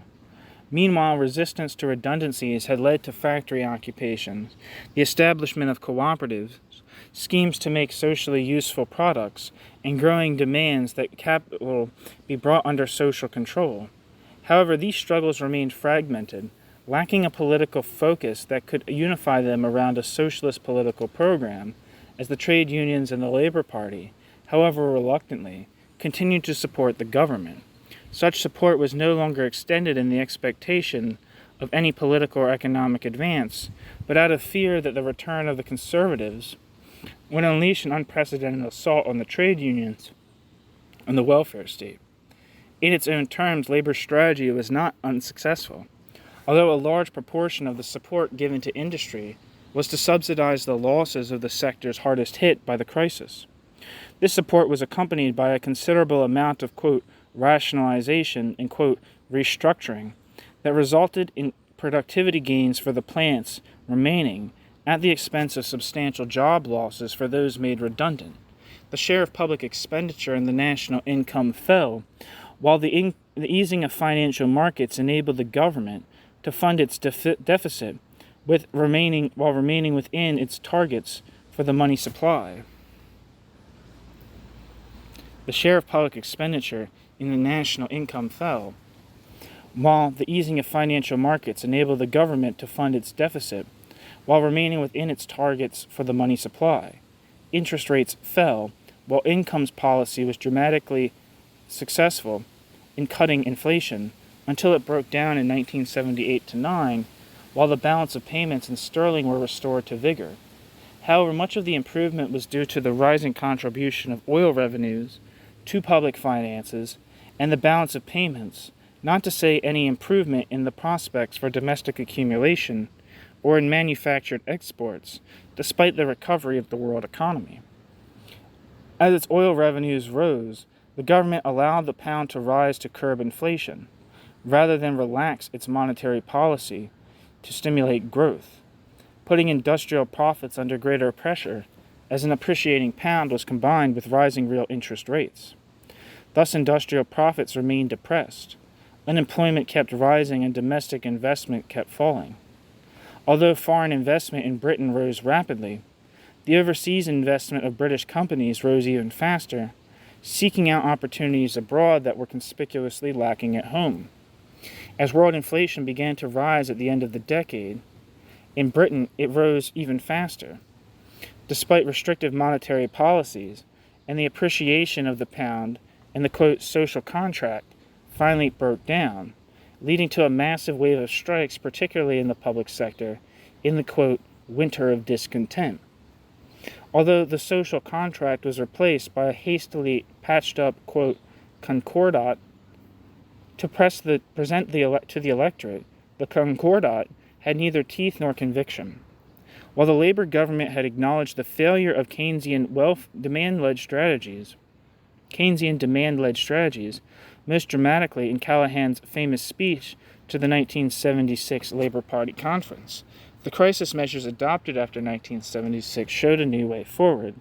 The government had mobilized popular opposition to inflation and the growing burden of taxation against trade union militancy, and had used its incomes policy to reinforce sectional divisions in the working class, opened up by its restrictive monetary policies, resurrecting the archaic wages fund doctrine, now formulated in terms of the, quote, national cake, rather than the supply of corn, to pin responsibility for both inflation and unemployment onto the trade unions. Labor had undermined the belief that high levels of unemployment were politically acceptable, for the impact of unemployment was very uneven, and the unemployed presented little political threat, while the trade union's ability to resist job losses was limited. Labor had similarly undermined the belief that public expenditure must inexorably rise in response to rising public expectations. In this respect, Keynesianism had been in some ways a victim of its own success. While the vast majority of the population still relied on public education and public health services, rising wages had enabled a growing proportion of the working class to escape from the bureaucratic and repressive forms of public housing into owner occupation, while the meagerness of the state benefits meant that provision for old age depended increasingly on private savings, which also topped up state benefits to cover periods of sickness and unemployment. Thus, the welfare state, that had been proclaimed as the means of guaranteeing every citizen a right to reasonable standards of health, housing, education, and welfare, had increasingly reverted, outside health and education, to being a form of public assistance for the poor. rising public expenditure had meant that the incidence of taxation had moved progressively down the income scale, so that the welfare state brought a net advantage only to the lowest income earners. The mass of the working class benefited more from cuts in taxation than from increases in public expenditure. It was the opening up of these divisions in the working class that helped to explain the apparent paradox that labor's standing in the opinion polls had steadily recovered despite cuts in public expenditure, a widespread fall in real wages, and rising unemployment. Meanwhile, the rapid internationalization of productive capital from the late 1960s, based on the earlier internationalization of money capital, the meager boom of the 1960s, the increasing unevenness of accumulation on a world scale, and improved international communications meant that the prospect for capitalists were no longer as closely tied to the state as the domestic economy as they had been in the 1950s, when high profits in a domestic market, sheltered from competition, provided the basis on which capital could penetrate world markets. Moreover, multinational companies raised funds on international financial markets, and so were increasingly insulated from domestic financial restraint. It was no longer the case that a depressed domestic economy depressed the prospects for capital, since capital planned its production, marketing, and finance on a global scale. While backward capitals and the workers depended on them, while backwards capitals and the workers dependent on those backwards capitals still sought public support and a reflationary solution, the more advanced capitals saw their opportunities within a broader context, their international prospects depending on financial stability and domestic monetary restraint. Meanwhile, rising domestic unemployment and the increased mobility of capital undermined working class resistance to the reorganization of the labor process, particularly as the introduction of the latest methods of production could only be accomplished by the complete re-equipping of plant, or plants rebuilding elsewhere. Thus, employers began to take advantage of the demobilization and demoralization of the organized working class, inflicted by high unemployment. The attacks of successive governments and the continued collaboration of the trade union leadership with the labor government to assert the, quote, right of management to manage, end quote, and to restructure the system of industrial relations to destroy the strength of shop floor organization. Employers similarly resisted pay claims that sought to preserve established differentials as they attempted to confine wage increases within the limits of the profitability of the enterprise, a profitability that had been considerably reduced on paper by the introduction of inflationary accounting. Existing forms of industrial relations, and particularly incomes policy, and national pay bargaining, represented a barrier to the attempt to tie pay more closely to results, leading to the development of new forms of industrial relations based on pay bargaining at company level, with payment systems based on job evaluation and bonus payments that bypassed the shop floor organization and extended the scope of personnel management. The disparity between the costs and the benefits of welfare provision, expressed in a growing resentment at the burden of taxation, the deterioration of public services, and the bureaucratic and repressive forms of public provision, had progressively undermined the commitment of the working class to the political institutions of the welfare state. Although public sector trade unions and a wide range of welfare rights tenants and community groups challenged the alienated forms of state provision, the absence of any political focus for this fragmented opposition meant that the more typical response of the employed working class was a privatized rejection of the state. The aspiration of many, however, unrealistic, was not public provision on the basis of need under democratic control, but an escape from dependence on the state through private provision on the basis of adequate wages, private savings, and private insurance. The failure of the trade unions, whether through industrial action or their relation with the Labor Party, to secure rising living standards and defend jobs on the basis of collective strength, similarly undermine the commitment of the mass of the working class to the existing system of industrial relations and wage determination. Although some workers in the public sector and in declining industries continued fiercely to defend jobs and living standards against the threat of both capital and the state, the majority of the working class adopted a more fatalistic attitude, taking what they could get, whether in the form of redundancy payments or wage increases negotiated with their immediate employer, whether through the trade unions or over the trade unions' heads. The privatization of working class aspirations and the resurgence of sectionalism was expressed politically in popular support, even amongst trade unionists, for the priority accorded by the government to the fight against inflation. Although the state and capital had established the contours and developed the policy instruments of a monetarist strategy in the regulation of capital in the working class, the labor government had developed such a strategy within the increasingly discredited ideological and political framework of the institutional forms of Keynesian regulation. Thus, the substance of the government's policies had come increasingly into contradiction with their political and ideological forms.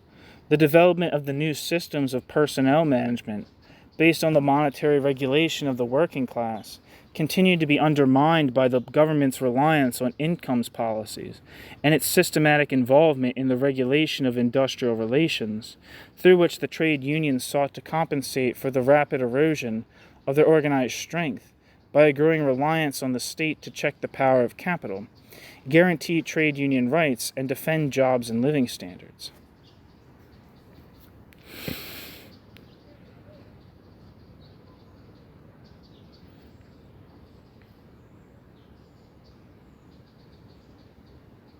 The attempt to subordinate industrial policy to the constraints of international competition was undermined by the dominance of a tripartite apparatus of consultation between government, employers, and unions that directed industrial subsidies on the basis of political influence.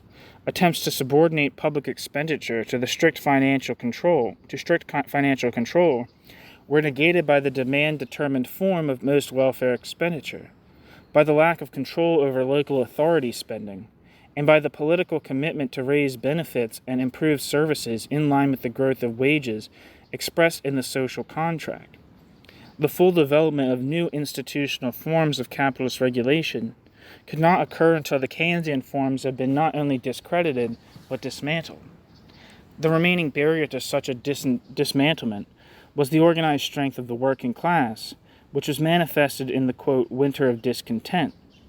The 1979 election brought the contradiction at the heart of the labor government strategy to the fore, the Conservative Party proposing to carry through the logic of labor's monetarist practice, while the Labor Party proposed to bring its practice back into line with its Keynesian ideology.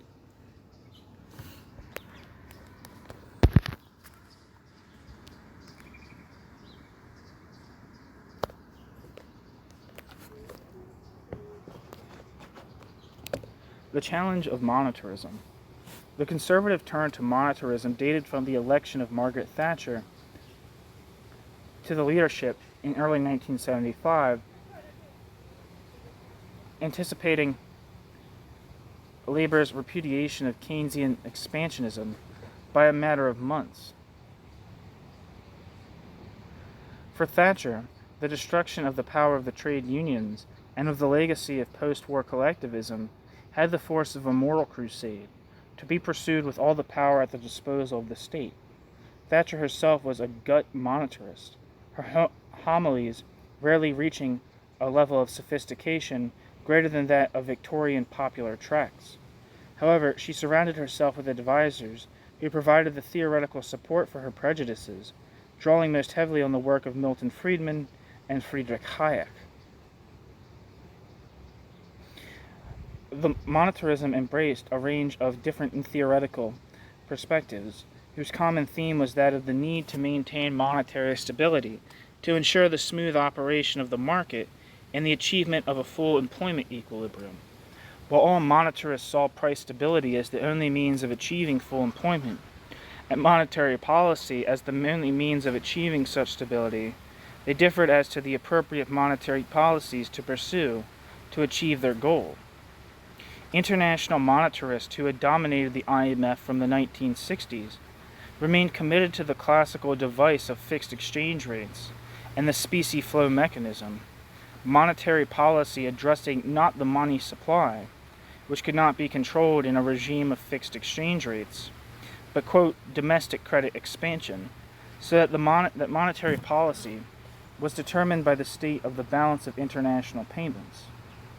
However, the floating of exchange rates from 1971 freed governments from the balance of payments constraint, enabling them to accommodate domestic inflation by currency depreciation and moving attention from domestic credit expansion and the balance of payments to the money supply and inflation. For the simple-minded neo-Keynesian monetarism of Milton Friedman, inflation was simply a matter of the excessive expansion of the money supply, which inflated demand and led to generalized inflation.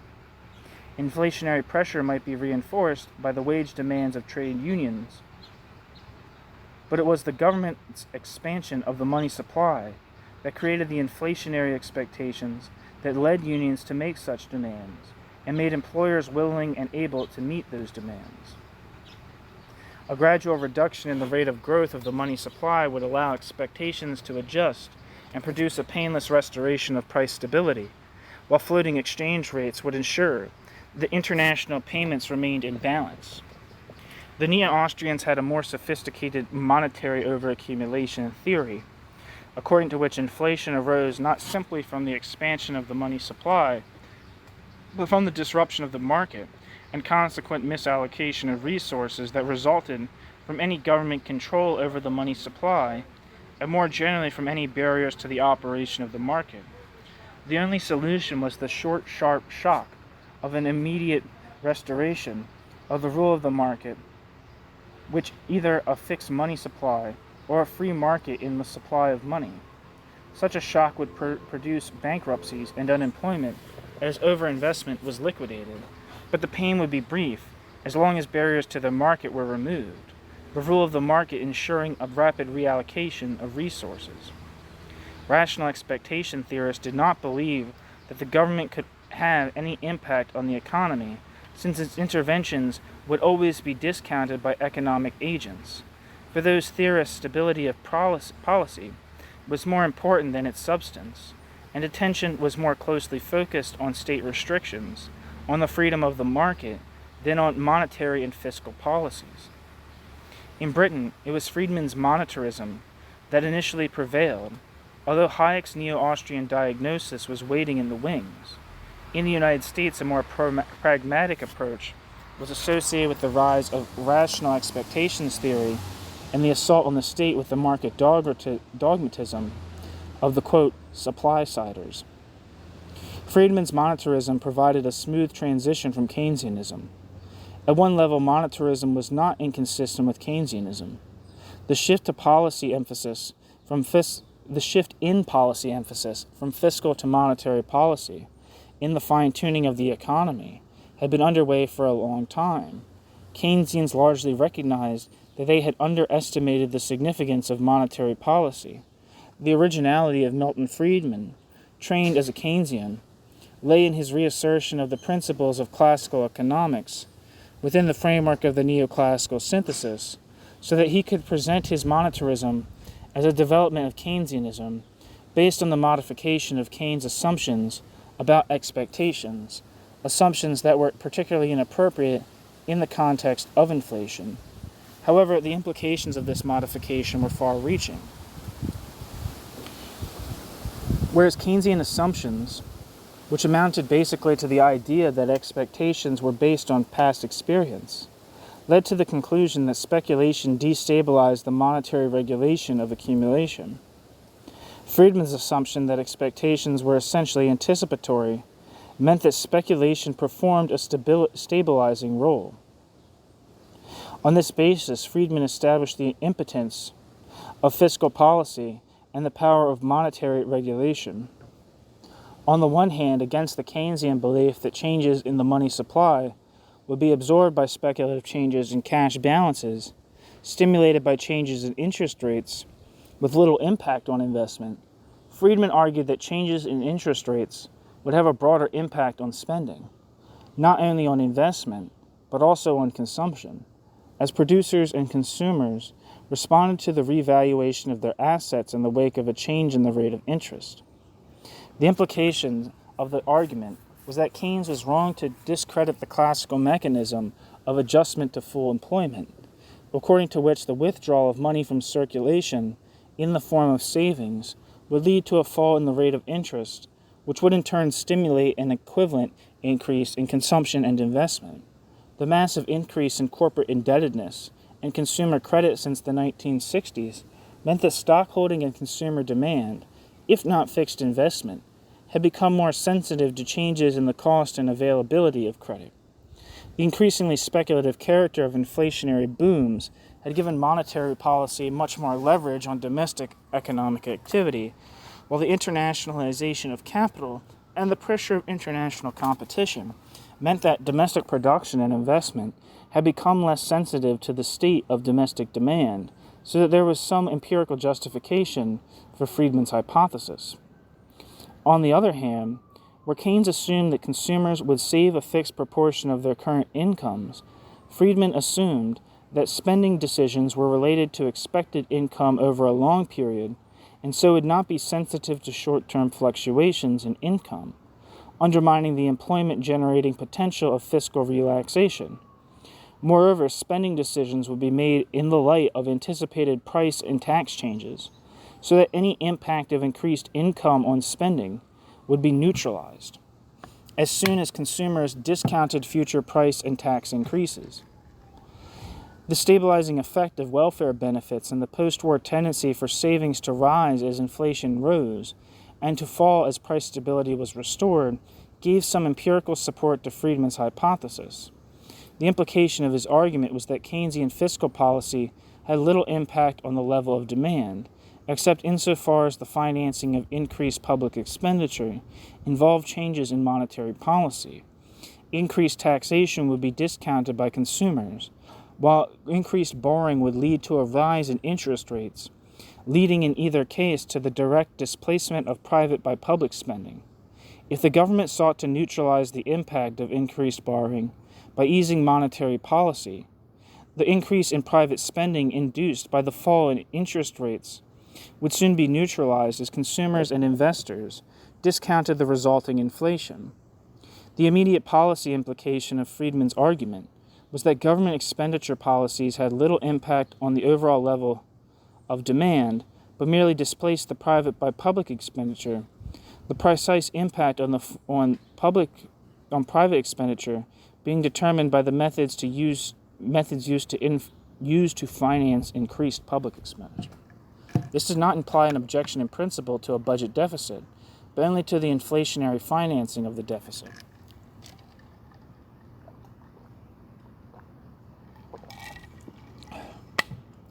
On the other hand, monetary policy had a much greater impact on the real economy than Keynes had anticipated, as changes in the money supply induced changes in spending through their impact on the rate of interest.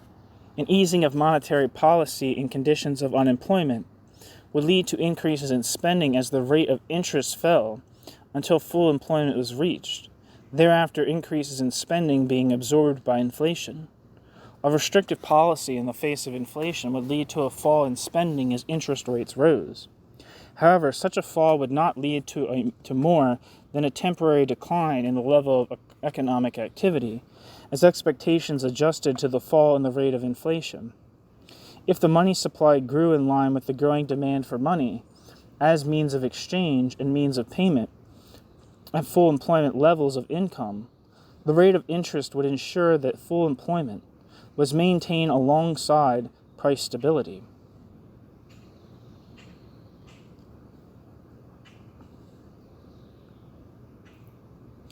Friedman insisted that his monetarism had no necessary implications for the level of state expenditure, but only for the methods of financing.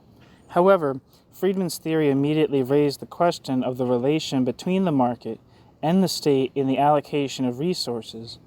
His presumption of the efficiency of the market legitimating the political priorities of the new right, against the Keynesian conception of the state as a neutral institution that translated the democratic expression of preferences into a set of economic policies. The new right proposed a much more cynical conception of the state. For the latter, the state offers an alternative system of allocation of goods and services to that provided by money, the primary difference being that the state form of regulation dissociates effort and reward, cost and benefit. This gives rise to the paradox of the fundamentally undemocratic character of the democratic state, proposed by the neo-Austrian critics of the tyranny of the state, who drew heavily on a narrow reading of Adam Smith. The state is undemocratic to the extent that the state tries to overrule the judgments of individuals of their own best interests, restricting individual freedom by imposing the ill-informed, opportunistic, and dogmatic judgments of vote-seeking politicians on the free choices of sovereign individuals.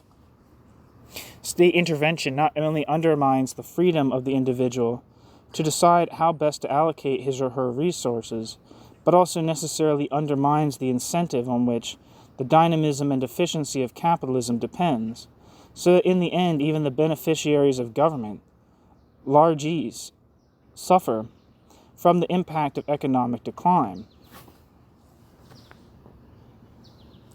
Instead of rewarding success and penalizing failure, as monetary regulation does, the state will always tend to penalize success and reward failure to those who fall by the wayside, as those who fall by the wayside seek to secure by political means what they have failed to achieve by their own efforts.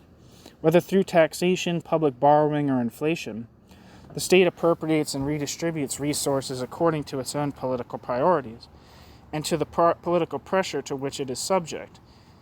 And the more it spends, the more it undermines the incentives and the individual freedom of the market. This damage is all the greater if the state resorts to inflationary financing, which destroys the integrity of the currency, and so the regulatory role of money. A concern for democracy and for national prosperity alike dictate the subordination of the state and civil society to the rule of money. Although the monetarist critique of the subversion of the market by the state did not preclude state intervention to redistribute wealth on the basis of the distinction developed by John Stuart Mill between the historically determined distribution of resources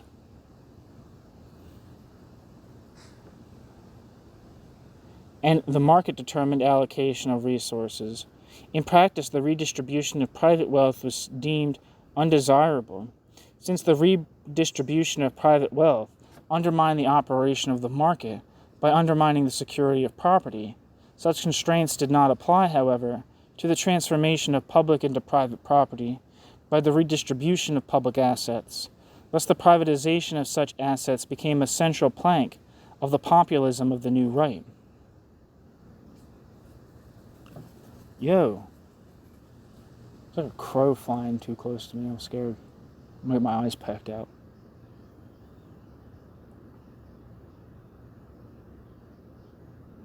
Where the hell am I going?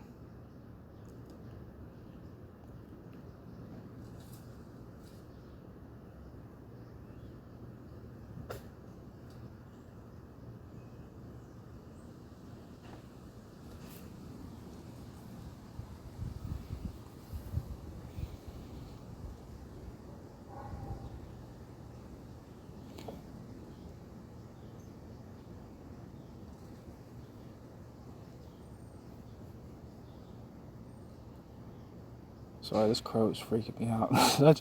Such constraints did not apply, however, to the transformation of public into private property by redistribution of public assets. Thus, the privatization of such assets became a central plank of the populism of the new right. For the monetarist, the economic role of the state was to confine accumulation within the limits of the market by restricting the growth of the monetary supply. With an appropriate monetary... What is this crow doing? Appropriate monetary policy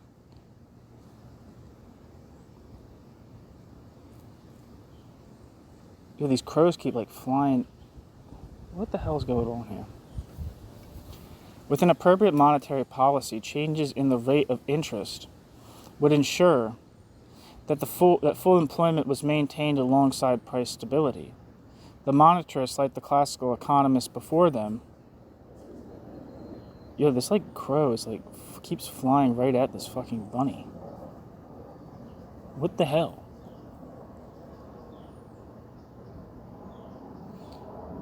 The monetarists, like the classical economists before them, were strongly opposed to granting the government discretion in the determination of its monetary policy, since governments would exploit such discretion to pursue inflationary policies in the expectation of securing short-term political gains. Friedman's belief in the validity of the quantity theory of money, backed up by a mass of somewhat dubious statistical evidence, provided the means of removing government discretion, since it implied that the demand for money was directly proportional to the level of money income, the result being that non-inflationary full employment growth would be secured by a fixed rule that kept the growth of the money supply in line with the growth of real national income. The neo-Austrians accorded the government even less discretion, while the rational expectations theorists could allow more, provided that policy was stable and predictable. The control of the money supply was not as simple a matter as it sounded, for it raised in turn the questions of the definition of money and the control of its supply that had been at the heart of the 1959 Radcliffe Report, which noted that in an advanced credit economy, money was simply one among a wide range of liquid assets over whose creation the monetary authorities had little control. This control had further been eroded by the internationalization of money capital, which gave capital access to the money markets of the world. Thus, the experience of the monetary authorities had in general been that it was easy to establish control over any particular money aggregate, but that capital immediately developed new techniques of credit creation that bypassed the controls. However, Friedman sidestepped such problems in asserting that the stability of the reserve ratios of the banking system ensured that the supply of liquidity would be determined by the supply of the money that served as the reserve base of the banking system. In the event, the instability of reserve ratios and the failure of floating exchange rates to secure stability of the balance of payments soon undermined Friedman's monetarist panacea. Although money supply targets were maintained and improved techniques of manipulation of financial markets made it possible to adhere to such targets, they soon lost all practical significance, and monetarist governments soon came to pursue discretionary fiscal and monetary policies in the light of domestic inflation and levels of interest and exchange rates. The failure of Friedman's simplistic monetarism led to a turn towards the neo-Austrian and regulated supply-side doctrines, which focused on barriers to market regulation and the erosion of incentives presented by high taxation, government intervention, the powers of monopoly, and particularly the supposed monopoly powers of trade unions. Thus, the monetarist offensive rapidly broadened from a concern with monetary policy to a frontal assault on the fiscal, legal, and administrative powers of the state and on the supposed power of the trade unions, providing the ideological rationale for a fundamental restructuring of the Keynesian political and industrial relations apparatuses. However, the monetarist offensive by no means implied the abdication of state power in favor of the market that had brought down the Heath government, but rather the systematic exercise of state power to subordinate civil society and the state alike to the rule of money and the law.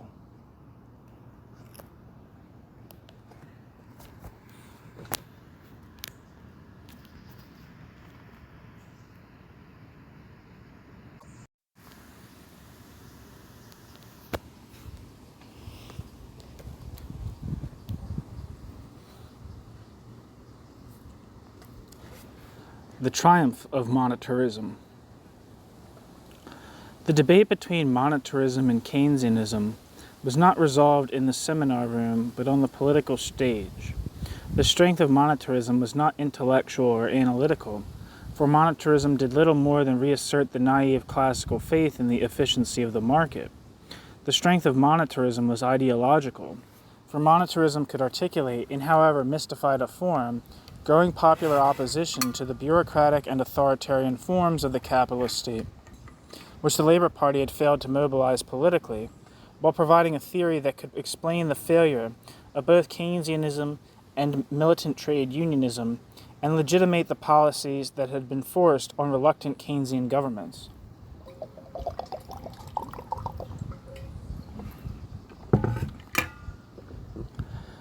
The ideological merit of the conservatives' monetarism was that it made a virtue of necessity, representing these crisis measures as the core principles of a new ideology of state regulation.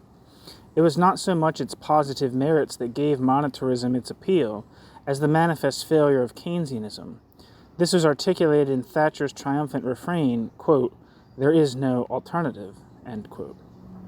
The Conservative Party drew its strength from the contradictions between the emerging monetarist practice of the Labor government and the institutional and ideological forms within which that practice was embedded. The Conservative Party hardly mentioned monetary policy in its 1979 manifesto, despite the conversion of the leadership to monetarism over the previous 5 years, and stood essentially on the Labor government's record, promising to continue the strategy of tight monetary policy, tax cuts financed by cuts in public spending, and the rigorous imposition of cash limits in the public sector, throwing in the sale of public housing at knockdown prices as a vote winner.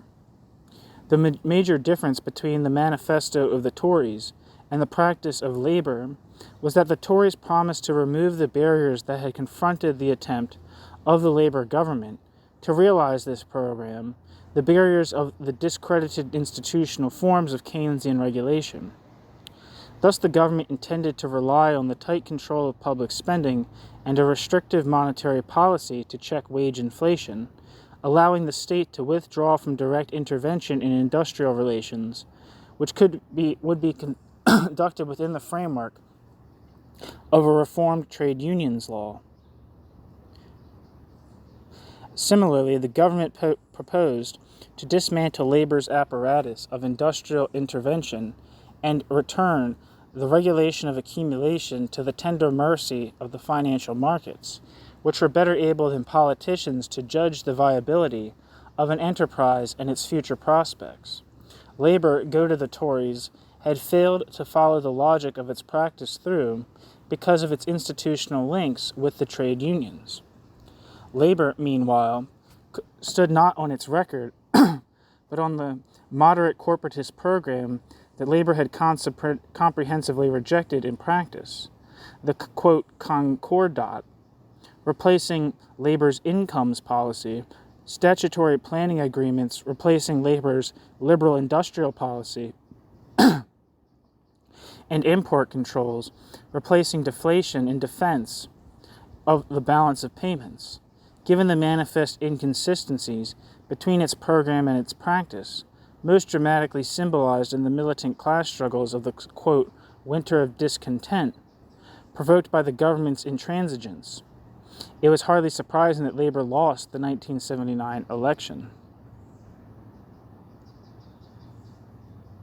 The first 2 years of conservative government saw a change of rhetoric, but not a fundamental change of strategy, lulling the left into the belief that it had little to fear. The conservative government took office as the world boom was breaking. Inflation, fueled by rising wages and import prices, was escalating despite unemployment. Soaring oil prices and high interest rates meant that the pound was continuing to rise. The new government faced the same dilemma as the old. Britain's oil production had made the pound a strong currency, although the international competitiveness of manufacturing industry continued to decline. The result was that if the government tightened policy to check inflation, it would drive the pound higher, curbing inflation but further weakening competitiveness. But if the government relaxed policy to check the rise in the pound, it would stimulate further domestic inflation.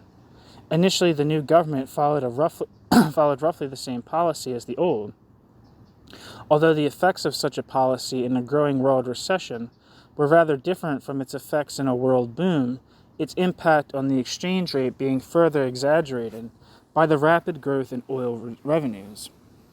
The government sought to check inflation primarily by cutting public expenditure rather than tightening monetary policy, imposing rigid cash limits on the public sector in the face of rising inflation, but neutralizing the impact on wages by implementing substantial public sector pay increases awarded under a comparability exercise initiated by the previous government.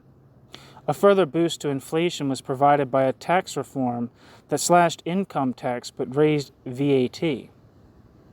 The pressure on the pound was relieved by freeing capital from exchange controls, stimulating a large capital outflow, but the exchange rate continued to rise, further eroding manufacturing competitiveness while offering capital the opportunity of securing foreign assets at bargain prices. The increase in VAT, rising wages and import prices, high interest rates, the rising exchange rate, and the fall in export demand put an unprecedented squeeze on profits. As stock holdings rose, the indebtedness of the corporate sector mounted, putting upward pressure on bank lending, the money supply, and interest rates, while the removal of banking controls meant that the government had no means of regulating the growth of credit short of draconian monetary contraction.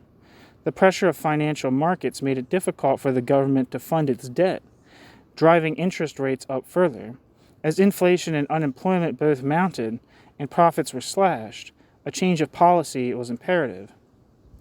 Although restrictive policies would further increase the pressure on profitable capitals, the government's first priority was price stability, the only available means of containing inflation in the absence of an incomes policy that would have provoked a political confrontation between the government and the organized working class as a whole, was deflationary monetary and fiscal policies. In the face of speculative pressure on financial markets, the government could only pursue a restrictive monetary policy without driving interest rates sky high if it could reduce public borrowing. The inflationary pressure and political costs of increased taxation meant that a cut in public borrowing could only be achieved by further reductions in public expenditure. The 1980 budget introduced the familiar package of crisis measures centered on cuts in public expenditure enforced by the rigorous application of cash limits and a deflationary package.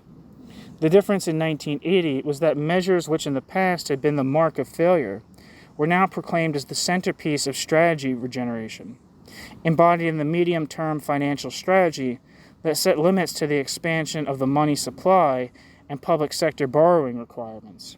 For the conservatives, the success of such policies in containing inflation in the past had been undermined by the power of the unions and the lack of determination of both conservative and labor governments, which had not been prepared to cut public expenditure or to carry through a sufficient restrictive monetary policy in the face of growing unemployment and industrial militancy. This time, there would be no reversal of policy. The rule of money would play the central role in the regulation of accumulation, replacing the Keynesian political mechanisms of incomes policy, planning, and tripartite consultation. Although the rhetoric of the government stressed the impact of restrictive monetary policy on inflationary expectations, the government also made it clear that if trade unions failed to moderate their wage demands and employers failed to resist such demands, the result would be rising unemployment and falling profits. In the event expectations did not adjust smoothly, wages continued to surge ahead. High interest rates and the rise in oil prices drove up the exchange rate. Rising wages and an appreciating pound squeezed profits sharply, while the high cost of credit led companies to slash investment, cut stock holdings, close plant and lay off workers to maintain their cash flow. The money supply, far from contracting, exploded as companies borrowed heavily to survive the recession. An emergency budget in the autumn tightened the screw by increasing taxes sharply and further cutting public expenditure, reducing inflationary pressure on unemployment, now rising at a rate of 1 million per year. An emergency budget in the autumn tightened the screw by increasing taxes sharply and further cutting public expenditure, reducing inflationary pressure as unemployment, now rising at a rate of 1 million per year, strengthened the hand of employers, while falling profits strengthened their determination. Meanwhile, in the face of the crisis, and of the resistance of trade unions to cuts in pay and public expenditure, the government had extended its interventionist role, providing enormous subsidies to coal, steel, and British Leyland to maintain wages and employment, expanding the labor government's make work schemes, particularly to combat youth unemployment, and extending controls on imports. The cost of such schemes, together with the growing cost of unemployment and debt service, more than outweighed cuts in public expenditure. The city, whose monetarist inclinations had been reinforced by the government, reacted unfavorably to the explosive growth of the money supply, increasing pressure on financial markets. As the crisis persisted, 1981 saw the largest increase in taxation in British history, taking tax as a proportion of the GDP to the highest level ever recorded, as the government sought to relieve pressure on interest rates by bringing down its borrowing. However, the government simultaneously raised interest rates to maintain a grossly overvalued pound, partly in the erroneous belief that a strong currency was a cause rather than a consequence of a strong economy, but primarily to contain inflation. By the autumn of 1981, Margaret Thatcher was the most unpopular prime minister since records began, with her monetarist strategy in ruins.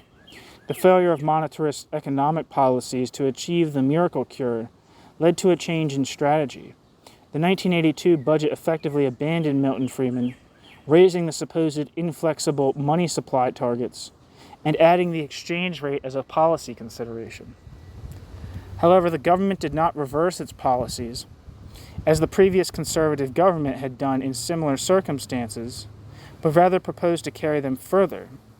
The rationale of economic policy, insofar as it had one, was a rationale, was now the more pragmatic rational expectations theory. However, the rallying cry was that monetarism alone was not enough.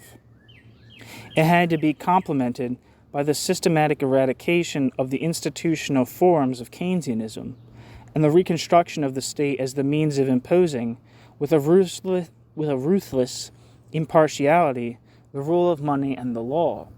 The task was to wipe all traces of socialism from England's green and pleasant land.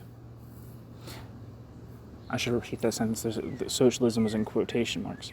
The task was to wipe all traces of, quote, socialism, end quote, from England's green and pleasant land.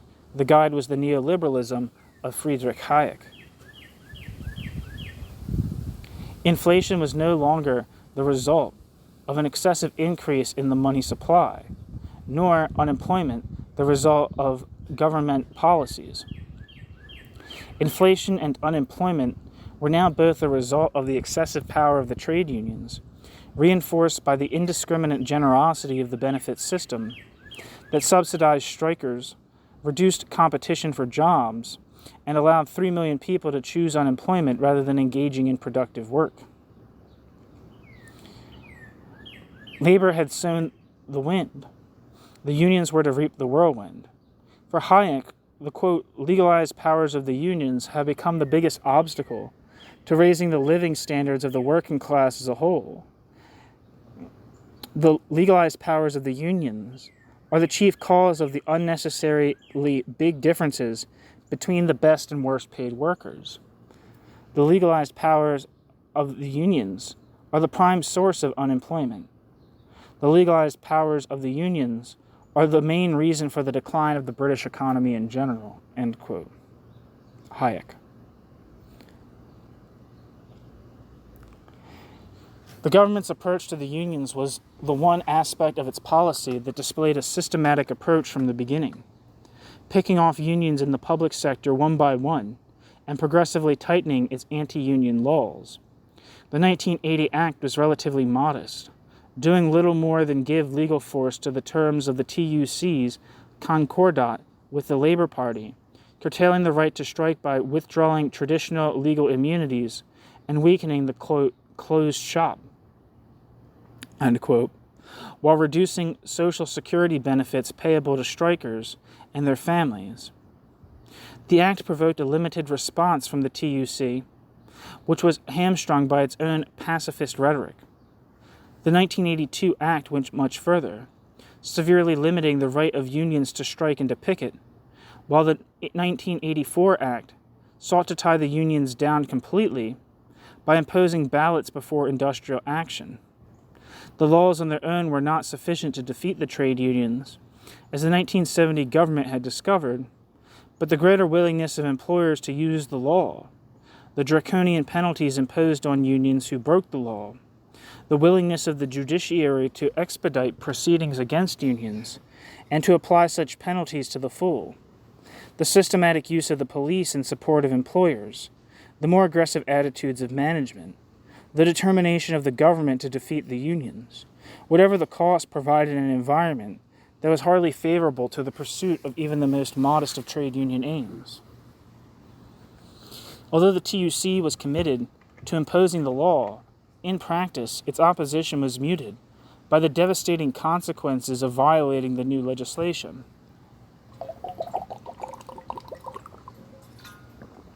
And the knowledge that it had little hope of calling on mass support from a trade union movement decimated by unemployment and divided and demoralized by successive defeats.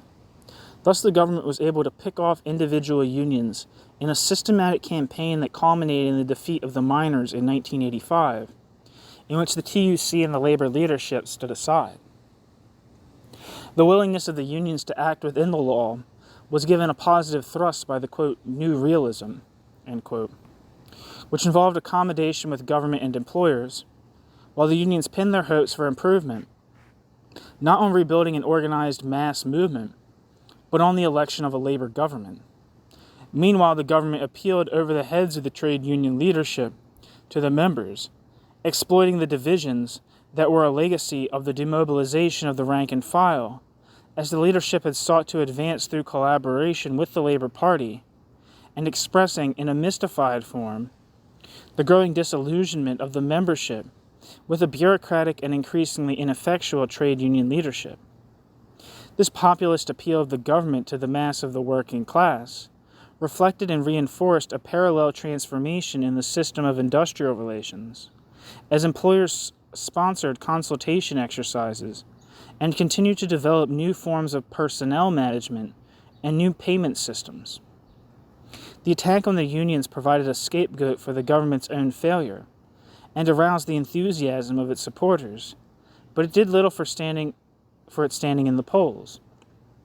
The government's popularity only rose when it turned its attention from the enemy within to the enemy without, suddenly discovering an enthusiasm for a forgotten outpost of the empire, which led it to launch a war with Argentina over Argentina's occupation of the Malvinas Islands.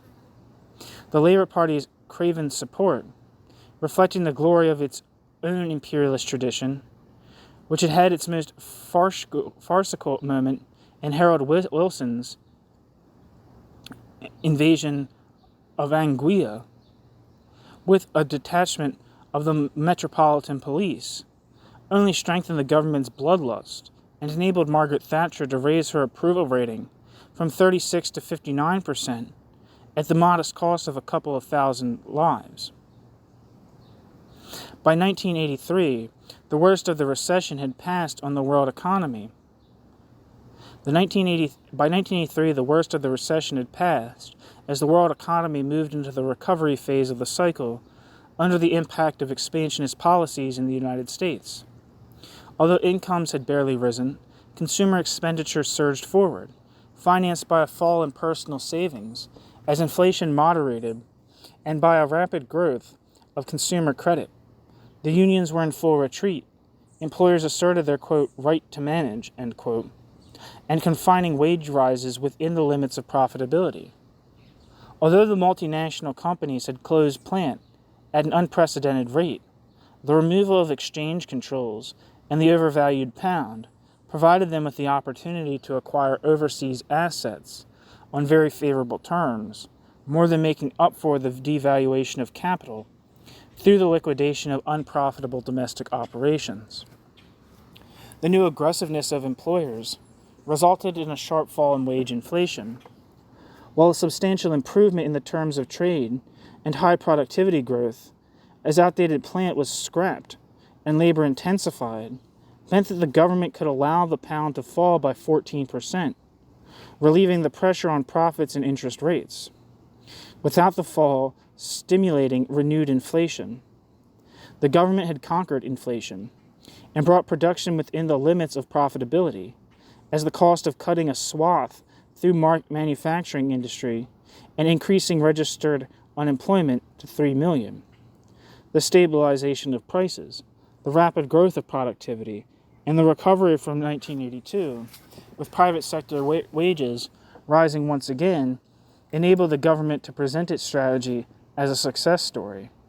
Although manufacturing investment showed no signs of recovering, rising productivity, soaring profits, and a healthy stock market enabled the government to argue that British industry was, quote, leaner and fitter, end quote, as a result of its experience, while the determination of the government and employers had checked the powers of the trade unions, and the strong pound and the Malvinas War had reestablished Britain as a world power. Success was marked by large tax cuts in the 1983 budget, which fueled a Keynesian pre-election boom. The Labour Party, meanwhile, had split, the right having left to form the Social Democratic Party, which offered Thatcherism with a genial face, whose grin became a leer with the replacement of Jenkins by Owen as leader after the election. The Labour Party entered the election on the program of the alternative economic strategy, a development of the radical industrial strategy on which it had fought the 1974 and 1979 elections. While the program had had some plausibility in 1974, the subsequent destruction of the power of the organized working class and the massive internationalization of productive capital had made it politically unrealistic by 1983. It became clear in the course of the election campaign that the leadership was positively opposed to the strategy, while even its advocates were unconvinced. The election campaign reinforced Thatcher's cry that, quote, there is no alternative, end quote, and the government was re-elected with a substantially increased majority in 1983. In its second term, the government built on its success in the first. However, the defeat of the miners in 1985, the government's greatest triumph, also deprived the government of its alibi. Trade union power had been so reduced that it could no longer be plausibly blamed for anything. Thus, the focus of the government's offensive shifted once again from the trade unions to the state itself. The bitter dispute with the teachers and the policies of a few radical education authorities offered the government a new scapegoat.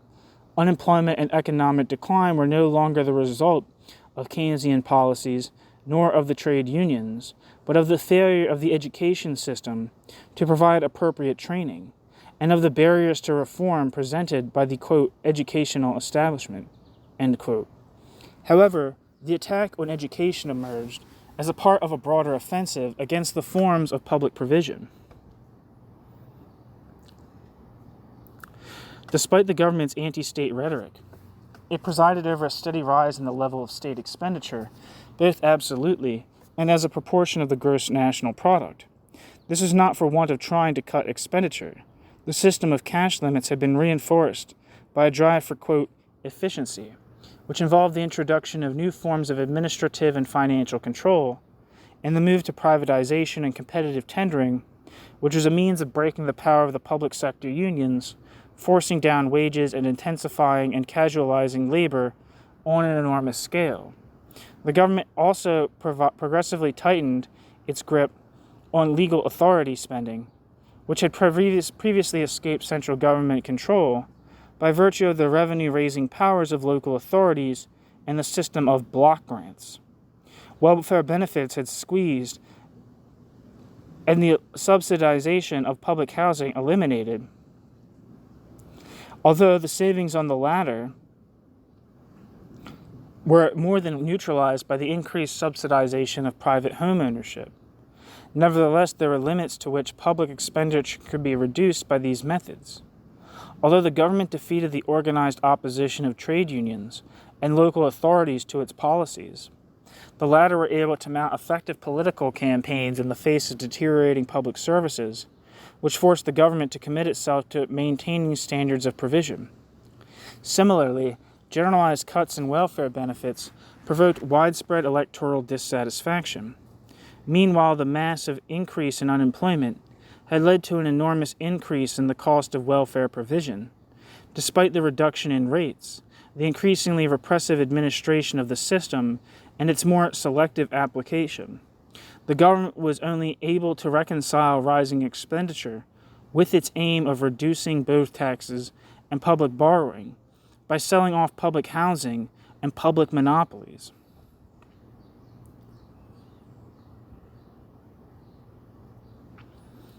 The massive increase in unemployment had led to an enormous increase in the cost of welfare provision.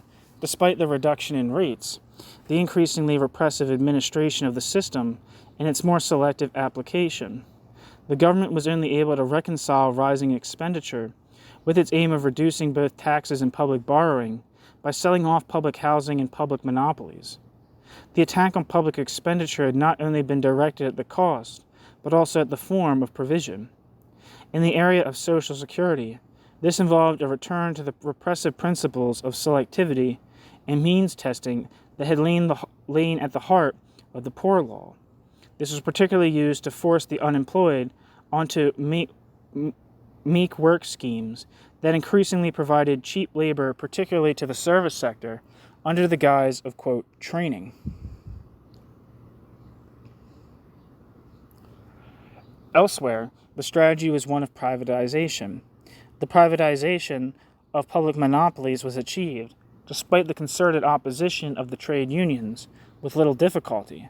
Privatization promised to free management from restrictions on the diversification and internationalization of the enterprise imposed by legislative, administrative, and financial constraints. The public was promised higher standards of service and lower costs as a result of increased competition, although there was little evidence that such promises carried much conviction. More importantly, the flotation of public corporations offered windfall profits to subscribers and fueled the stock market boom. In relation to public services and social insurance, the government's unspoken strategy was to force a shift from public to private provision by reducing the standards of public services to such an extent that individuals would take out private pensions, private health insurance, and move into private housing and private education. This strategy proved extremely successful in forcing a shift from public to private housing by pushing up public sector rents and selling off public housing at knockdown prices. It also had some success in the area of pensions, although the public expenditure implications would take decades to work through. However, the strategy was a dismal failure in the areas of health and education, where political opposition to the extension of charging for public services and growing unrest at the rapid deterioration of services mounted. The government responded to such pressures by introducing financial and administrative reforms, ostensibly to increase efficiency and democratic accountability, but in fact as an attempt to deflect popular dissatisfaction with the government's parsimony, and to fragment and divide popular unrest. This was to be achieved by the radical decentralization of finance and administration within the public sector. The expectation was that decentralization would lead to growing resentment on the part of both producers and consumers of public services at the continued confinement of decentralized units within the straitjacket of central financial and bureaucratic constraints. And so for growing popular pressure for the piecemeal privatization of individual hospitals, health centers, schools, colleges, and universities, and the principle could be extended to all public services such as sport and leisure facilities, children's and old people's homes, and even the prison service. It was this strategy of creeping privatization that was presented to the electorate in the margins of the 1987 program manifesto, and that was made the centerpiece of the program for the government's third term. The program of Social Security, quote, reform and privatization of public services The massive restructuring of production, employment and industrial relations, and payment systems in the public and private sectors led to growing polarization between the beneficiaries of these changes and the vast majority of the population who were in one way or another their victims. However, the form of these economic, social, and political changes exploited and reinforced the division within the working class that had been opened up by the crisis over the previous decade, leaving the opposition in disarray. There is no evidence that the government's program enjoyed enthusiastic popular support, even on the part of the minority of the population that regularly voted for the Conservative Party. The government had owned its re-election in 1983 almost entirely to the government owed its re-election in 1983 almost entirely to the Malvinas War, and to the absence of any effective opposition. The Conservative government owed its re-election in 1987 primarily to the sustained boom of the previous 5 years that had been fed by easy credit and tax reductions made possible by enormous oil revenues within the context of a world boom led by the United States. Although the government had a low approval rating on issues that the electorate regarded as central, the issues of health, education, and unemployment, all that the divided opposition could offer in 1987 was a small increase in public spending on health and education and an extension of the make-work schemes to create more jobs, without being able to explain how it would meet the cost of such a program without raising taxes or generating inflation. In the absence of any coherent alternative, the government was able to exploit old fears of Keynesian chaos and secure its re-election once more on a minority vote. Paradoxically, the recovery that secured the re-election of the Conservatives in 1983 and carried them through to their third victory in 1987 was not based on monetarist policies, but on Keynesian fiscal expansion within a tight monetary framework. Although the government maintained the priority of price stability over full employment, as Keynes himself might well have done in similar circumstances. International financial pressures continued to dictate a tight monetary policy. Despite the rapid growth of the money supply, real interest rates rose sharply as inflation fell. However, economic recovery in Britain, combined with sales of public assets and healthy oil revenues, enabled the government to boost consumption by cutting taxes. Although investment and manufacturing production barely increased, and the deficit on trade and manufactured goods continued to deteriorate, the government could sustain such an expansion without running into the customary crisis because of the stimulus given to accumulation on a world scale by a classic Keynesian deficit-financed boom, accompanied by an increasingly overvalued dollar in the United States. The triumph of monetarism, no less than the crisis of Keynesianism, was not a specifically British phenomenon, but was conditioned by the dynamics of accumulation on a global scale.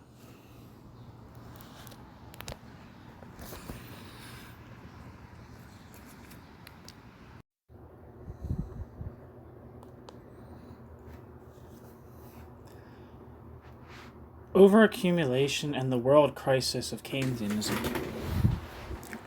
The crisis of Keynesianism was precipitated by the domestic impact of a global crisis of overaccumulation and its development conditioned by the pace of global accumulation.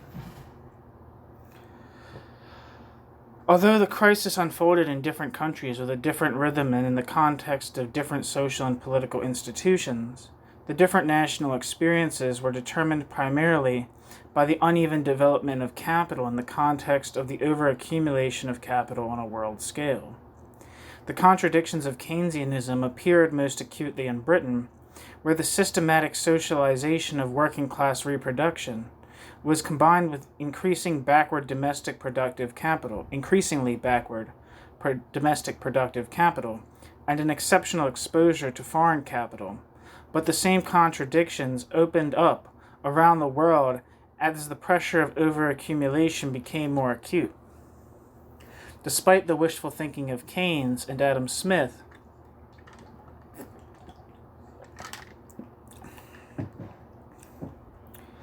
the post-war boom had not been driven by domestic consumption but by profits.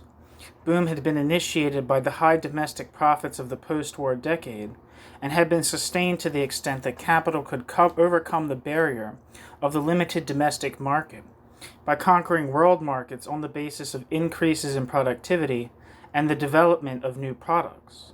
The ultimate limit to the pursuit of Keynesian policies at a national level was set by the balance of international payments.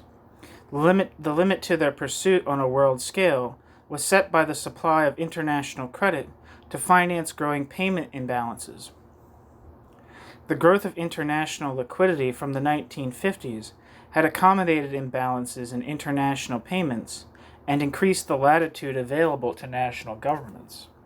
However, the pursuit of expansionary domestic policies only intensified the overaccumulation and uneven development of capital on a global scale, accumulation being sustained through the 1960s by the explosion of international credit and rising world inflation. The limits of Keynesianism on a world scale appeared in the form of the growing instability of the international monetary system, associated primarily with the weakening of the dollar. As the world role of sterling declined, and the emergence of a multilateral payment system at the end of the 1950s, the growth of international liquidity had been dominated by the growing supply of dollars held outside the U.S. that corresponded in the first instance to the cumulative U.S. balance of payments deficit, but which was soon augmented by credit creation by the international banks. While the U.S. deficit corresponded to growing U.S. overseas investment, overseas dollar holdings were ultimately validated by the profitability of such investment. However, from the late 1960s, the deficit increasingly corresponded to U.S. military expenditure overseas and to a deteriorating balance of trade.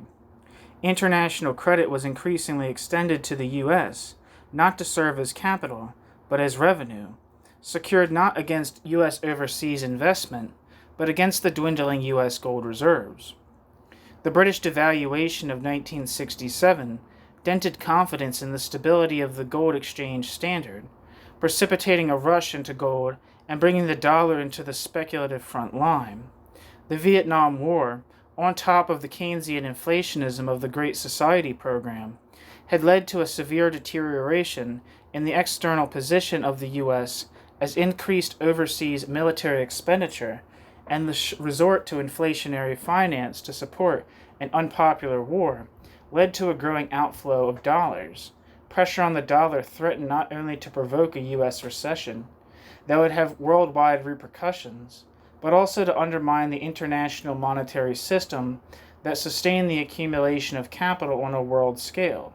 Armed with the lessons of the 1930s, central bank cooperation was able to stem the speculative tide through currency swaps, and parity of the dollar was maintained, although only by confining its convertibility to official transactions, so that a two-tier gold market developed, with the market price rising steadily against the official price.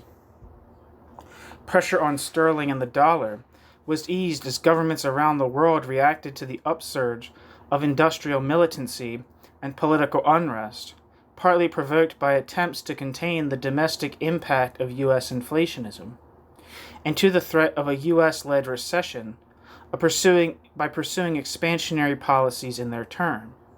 Restrictive monetary policies in the United States were soon reversed, as restrictive monetary policies in the United States threatened to provoke a recession in the run-up to the 1970 congressional elections, and the U.S. external position continued to deteriorate rapidly as domestic inflation undermined the balance of trade and low interest rates stimulated a capital outflow.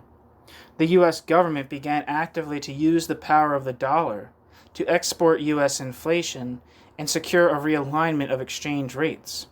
European governments had no option but to support the dollar, but official purchases of dollars increased domestic liquidity, further fueling the inflationary boom that was rapidly assuming global proportions.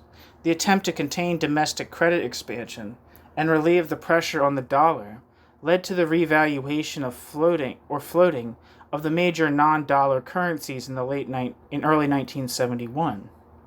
However, this was not sufficient to stem speculation against the dollar, which went off gold with a 10% devaluation. The Smithsonian Agreement between the major powers stabilized their currencies within narrow limits, but the agreement soon broke down as the dollar was further devalued in 1973, and the regime of fixed exchange rates was abandoned to inaugurate the new era of the, quote, managed float. The breakdown of the global exchange standard did not lead to collapse of the international monetary system, as it had in the 1930s. The dollar offensive had undermined Keynesian hopes of an internationalist solution to the problems of world liquidity, but Keynesians and monetarists alike believed that floating exchange rates would provide an alternative answer. The expectation was that floating exchange rates would free national governments to pursue domestic economic policies without running into constraints imposed by speculation against the currency, which the smoother adjustment of currencies would reduce, while the smoother adjustment of currencies would reduce the demand for international liquidity, facilitating the stabilization of the international system, and allow other currencies to join the dollar in a worldwide reducing in a Jesus Christ. I'm going to reread that whole sentence.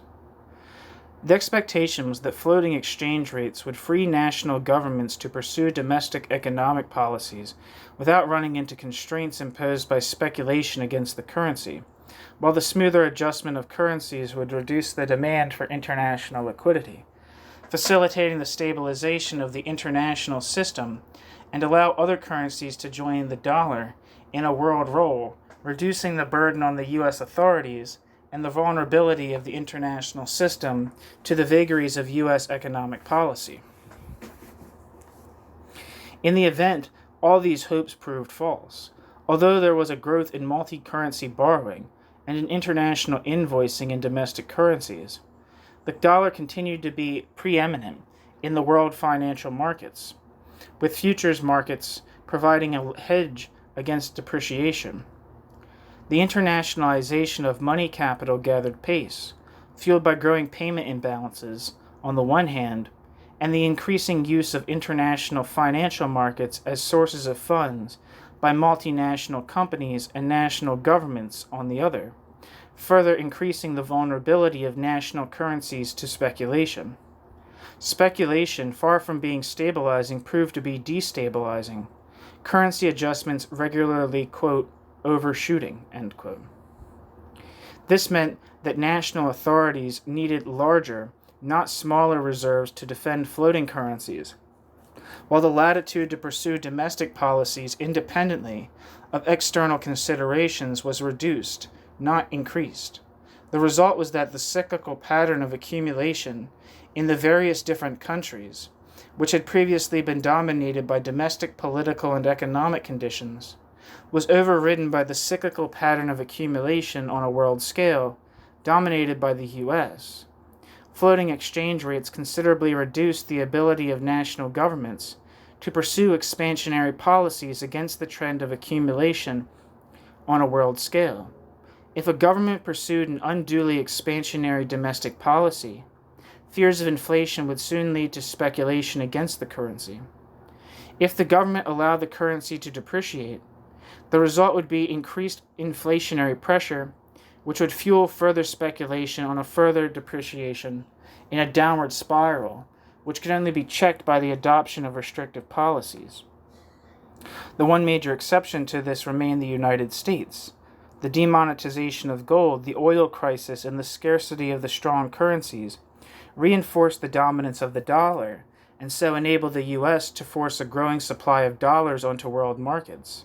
The relatively low propensity of the U.S. to import meant that a depreciation of the dollar strengthened the competitive position of the exposed sectors of the U.S. economy, without having a major impact on U.S. domestic inflation, while the flood of dollars onto the world market stoked inflationary pressures in the rest of the world. Although the U.S. balance of payment deficit provoked speculation against the dollar, the danger of an uncontrolled depreciation was averted, because the dependence of the world monetary system on the dollar meant that international and national monetary authorities had little option but to support the dollar by official interventions in the foreign exchange markets and by adjusting domestic monetary policies to accommodate the flow of dollars, only when speculative flows of private capital exceeded the willingness and ability of foreign governments to support the dollar. As in 1973, 1979, and 1987, did a threatened collapse of the dollar finally put the pressure on the U.S. authorities. In general, however, the U.S. government could pursue policies motivated by domestic considerations, with little regard for the external position. Meanwhile, faced with the weakening international position of the U.S. economy, the growing domestic unevenness of U.S. accumulation, and the conflicting political pressures of financial conservatism and populist expansionism, U.S. governments pursued increasingly erratic policies which further destabilized accumulation on a world scale.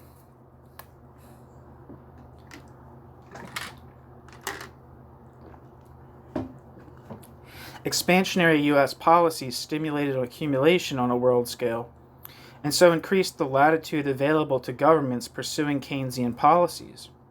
However, the result was that the world economy moved into a synchronized and increasingly inflationary world boom that by 1973 was assuming speculative dimensions, inflation sustaining profits in the face of growing overproduction in manufacturing on a world scale, and surplus capital being diverted into speculative channels, particularly on commodity markets, as accumulation and manufacturing began to run ahead of the supply of raw materials. The boom was finally brought to a halt by rapid increase in commodity prices, above all oil, in 1973 and 74, which led to massive international transfers of surplus value, primarily between oil producers and oil importers, disrupting the system of international payments and threatening to drive world inflation into an uncontrollable upward spiral. The oil price rise confronted all the industrial countries with the prospect of large balance of payment deficits. The recycling of petrodollars through the international banking system provided the increase in international liquidity that made it possible to accommodate the pressure on the system of international payments and to finance the immediate payment deficits. However, the rise in import prices increased inflationary pressure and further eroded profits, while the instability of the international financial system associated with floating exchange rates and the weakness of the dollar increased the vulnerability of national currencies to speculation. Thus, the crisis of 1974 precipitated an unprecedented crisis of profitability and presented national governments with the pressures of domestic and international monetary instability, bringing the crisis of Keynesianism to a head.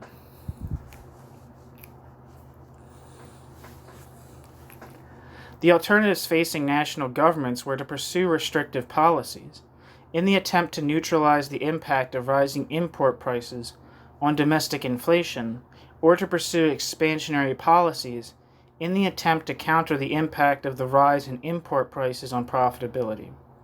While the former strategy would squeeze domestic profits further, provoking a sharp recession with rising unemployment and the liquidation of weaker capitals, the latter strategy threatened to precipitate an inflationary spiral. The policies adopted were determined primarily by the financial and political pressures to which the various national governments were subject. The outcome of such policies depended not so much on the policies adopted, as on the course of the industrial and political struggles that it unleashed. A restrictive policy contained inflationary pressure by provoking a sharp domestic recession.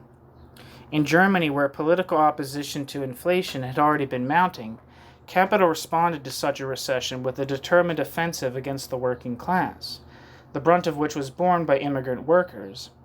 Profitability was restored by the massive liquidation of unprofitable plant, laying off large numbers of workers, holding down wages, transforming methods of production, and investing in the more advanced branches of production. New investment, low inflation, strong demand for German exports, particularly of advanced means of production, and an undervalued mark enabled German capital to expand exports rapidly, to eliminate the balance of payments deficit, and to pay rising wages, although unemployment remained high.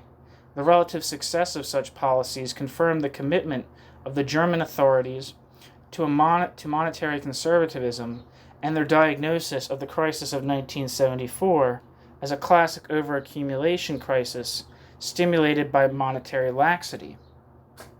The United States, on the other hand, restrictive policies led to a rapid increase in unemployment, major financial failures, a collapse of confidence on the stock exchange, and widespread political and industrial unrest, with no signs of a revival, forcing the government rapidly to reverse its policy in favor of a Keynesian expansionary strategy. Most countries initially responded to the crisis by adopting expansionary policies, tapping world markets for balance of payments finance, and, with the exception of the U.S., accommodating rising inflation by regular devaluation. Japan was hardest hit by the rise in oil and raw material prices, which accelerated the decline in profits and led to a sharp fall in investment.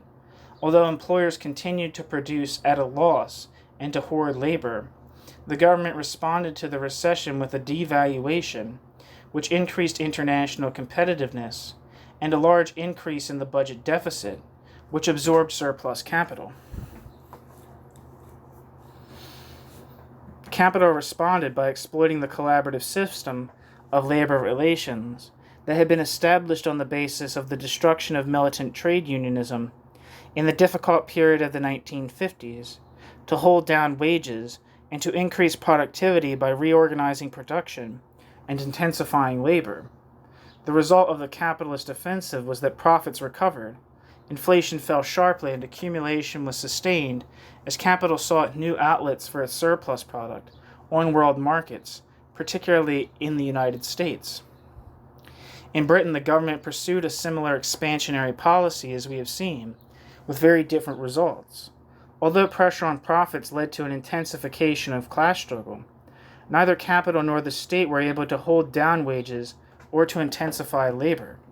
Far from British capital penetrating world markets to restore the balance of international payments, the balance of payments deteriorated as imports poured in and capital flooded abroad, forcing a reversal of policy in 1976. The non-OPEC developing countries followed similar policies, with very similar results, while France and Italy, which also responded initially with expansionary policies, stood somewhere between the British and Japanese examples. Only the United States, once it had reversed its deflationary policy in 1975, was able to sustain an expansionary policy throughout the recession, as the deteriorating balance of trade was compensated by rising overseas dollar holdings and growing foreign investment in the United States. Increasingly, OPEC imports and the expansionary policies of the weaker countries dragged the world economy out of the recession of 1973 to 75, although recovery was limited by the collapse of investment and the reversal of expansionary policies outside the U.S. Thus, the recession gave way to a period of, quote, stagflation, end quote, marked by the persistence of inflation alongside rising rates of unemployment. As governments around the world were forced to reverse expansionary policies in the face of escalating inflation, they increasingly followed the examples of Germany and Switzerland of using restrictive monetary policies, not simply as crisis measures, but as active instruments in the attempt to contain inflation. Such policies were effective not in restricting the money supply, as monetarists believe, but capitalists were able to such policies were effective not in restricting the money supply, as monetarists believed. Hi, Mom. For capitalists were adept at tapping new sources of credit, but primarily by forcing up the exchange rate, which led to an immediate improvement in the terms of trade, but which above all increased the pressure of international competition on domestic productive capitals, forcing domestic productive capitals to hold down wages and to transform methods of production. Such pressures being reinforced where high interest rates sustained an overvalued currency. Although such policies were effective in containing inflation, at the cost of a massive increase in unemployment, they further increased the instability of the international monetary system as national governments pushed up exchange rates to combat inflation and pulled them down to restore international competitiveness. Despite the increasing strength of Germany and Japan, the pace of accumulation on a world scale continued to be dominated by the United States through its impact on world trade and on world liquidity and interest rates, and to be restricted by the persistence of overproduction on a world scale. Between 1975 and 1977, the US dollar appreciated relatively to the currency of its trading partners as the growing demand for international liquidity and rising foreign investment in the United States, associated with the rapid internationalization of productive capital, sustained the U.S. deficit. However, this led to a serious overvaluation of the dollar in relation to the U.S.'s foremost competitors, Japan and Germany, which were rapidly increasing their penetration of the U.S. market. Thus, the U.S. engineered a sharp devaluation against the yen and the mark over the next 2 years, stimulating a mini world boom. The continued pursuit of expansionary policies in the United States allowed a degree of latitude to national governments that persisted with Keynesian policies, albeit in increasingly difficult circumstances. The overthrow of the boom at the end of the However, the boom at the end of the 1970s was brought to an abrupt halt by rising commodity prices and speculation against the dollar. The U.S. responded to the crisis by adopting severely restricted monetary policies from late 1979 that drove up U.S. interest rates, leading to a massive inflow of short-term capital and a rapid appreciation of the dollar, to which other national governments could only respond sooner or later by pursuing equally restrictive policies. The result was an even sharper world recession than that of 1974-5, in which governments had even less latitude to pursue independent policies than they had enjoyed 5 years earlier. The period from 1974 to 79 marked a transitional phase in which national governments pursued divergent and often unstable domestic policies in response to the conflicting pressures of working-class aspirations expressed primarily through the organized labor movement and the institutional forms of the Keynesian welfare state, which were accommodated by expansionary policies, and the growing political and financial pressures generated by inflation, which governments were increasingly able to harness to check working-class aspirations and pursue restrictive policies. The transitional phase was brought to an end by the crisis at the end of the decade, as the short world recession turned stagflation into deflation, marking the end of the Keynesian road, completing a decisive shift in the balance of class forces in favor of capital. The recession of 1979 to 81 accentuated class divisions, critically undermined the political and industrial strength of the organized working class, and destroyed the weaker productive capitals, while opening the way to a renewed capitalist offensive involving the accelerated restructuring of capitalist social relations and development of new institutional forms within which to regulate class relations, associated politically with the rise of the New Right and the, quote, new realism, end quote, of social democratic, quote, politics of austerity, end quote.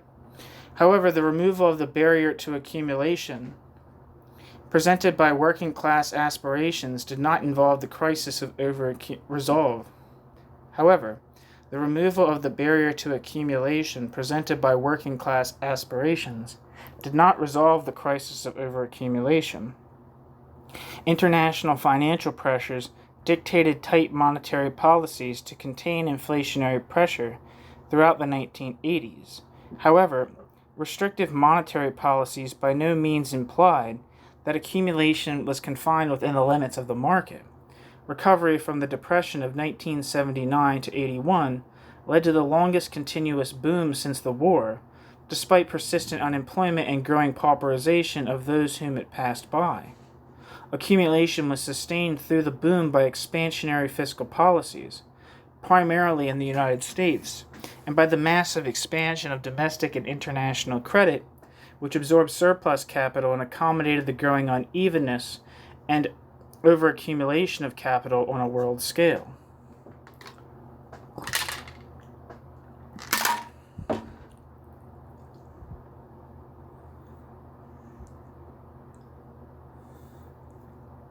Whereas the governments of the left in the 1970s had pursued monetarist macroeconomic policies within a Keynesian ideological and political framework,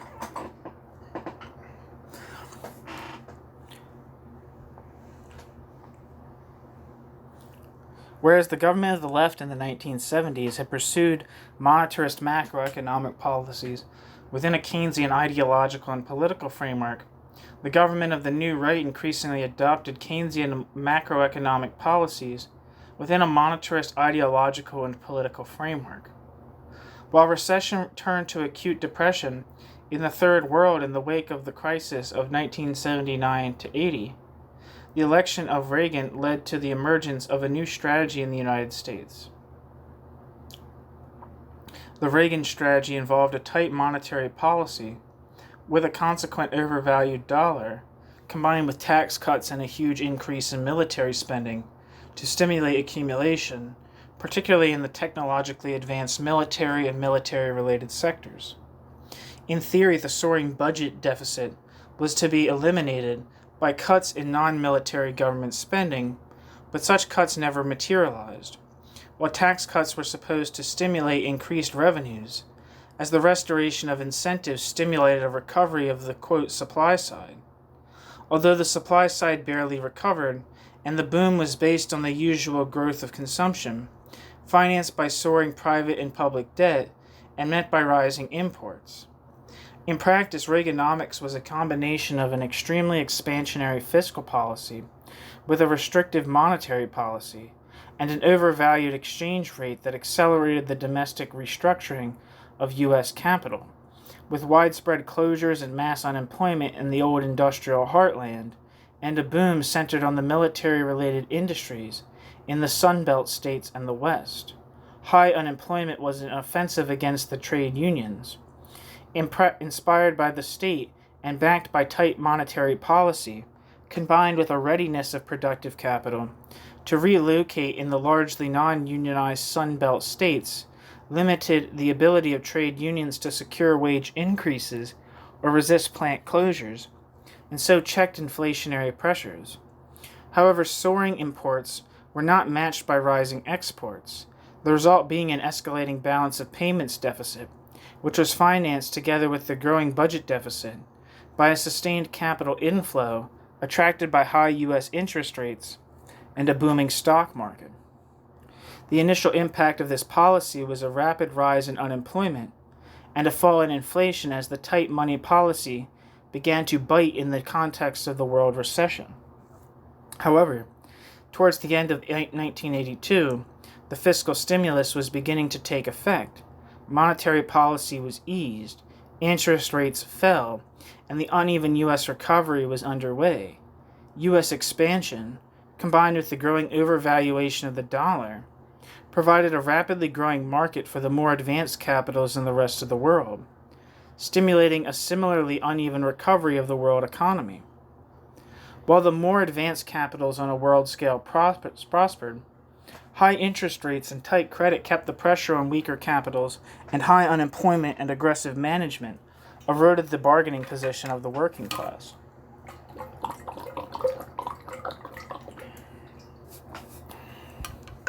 High interest rates and cuts in taxation and public expenditure secured a massive redistribution of income and wealth in favor of the rich domestically and on a world scale, inflating profits and rapidly expanding the market for the more advanced consumer products.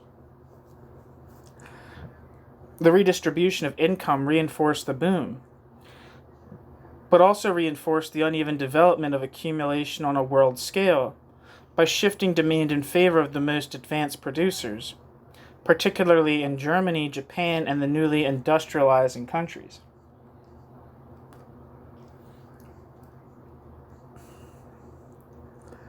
By 1985, the apprenticeship. Jesus Christ. By 1985, the appreciation of the dollar. I don't know why I said apprenticeship. By 1985, the appreciation of the dollar had led to a substantial deterioration of the U.S. balance of trade.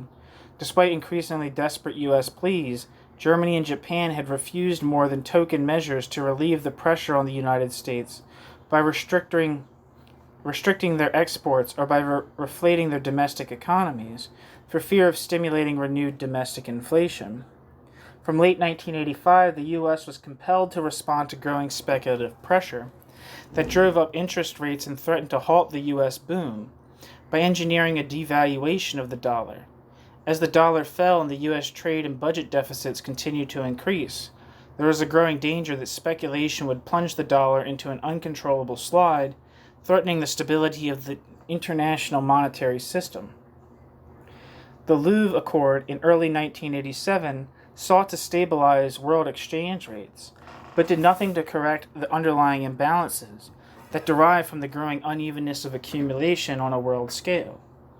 Although the monetary authorities managed to contain speculative pressure on the dollar, with increasing difficulty, fears that the boom would be brought to a halt, whether by a renewed surge of speculation against the dollar, which national monetary authorities would be unable or unwilling to check, by U.S. deflationary policies, or by a wave of protectionism, led in October 1987 to the collapse of the speculative boom on world stock markets that had gathered momentum over the previous 2 years, followed by the slide of the dollar.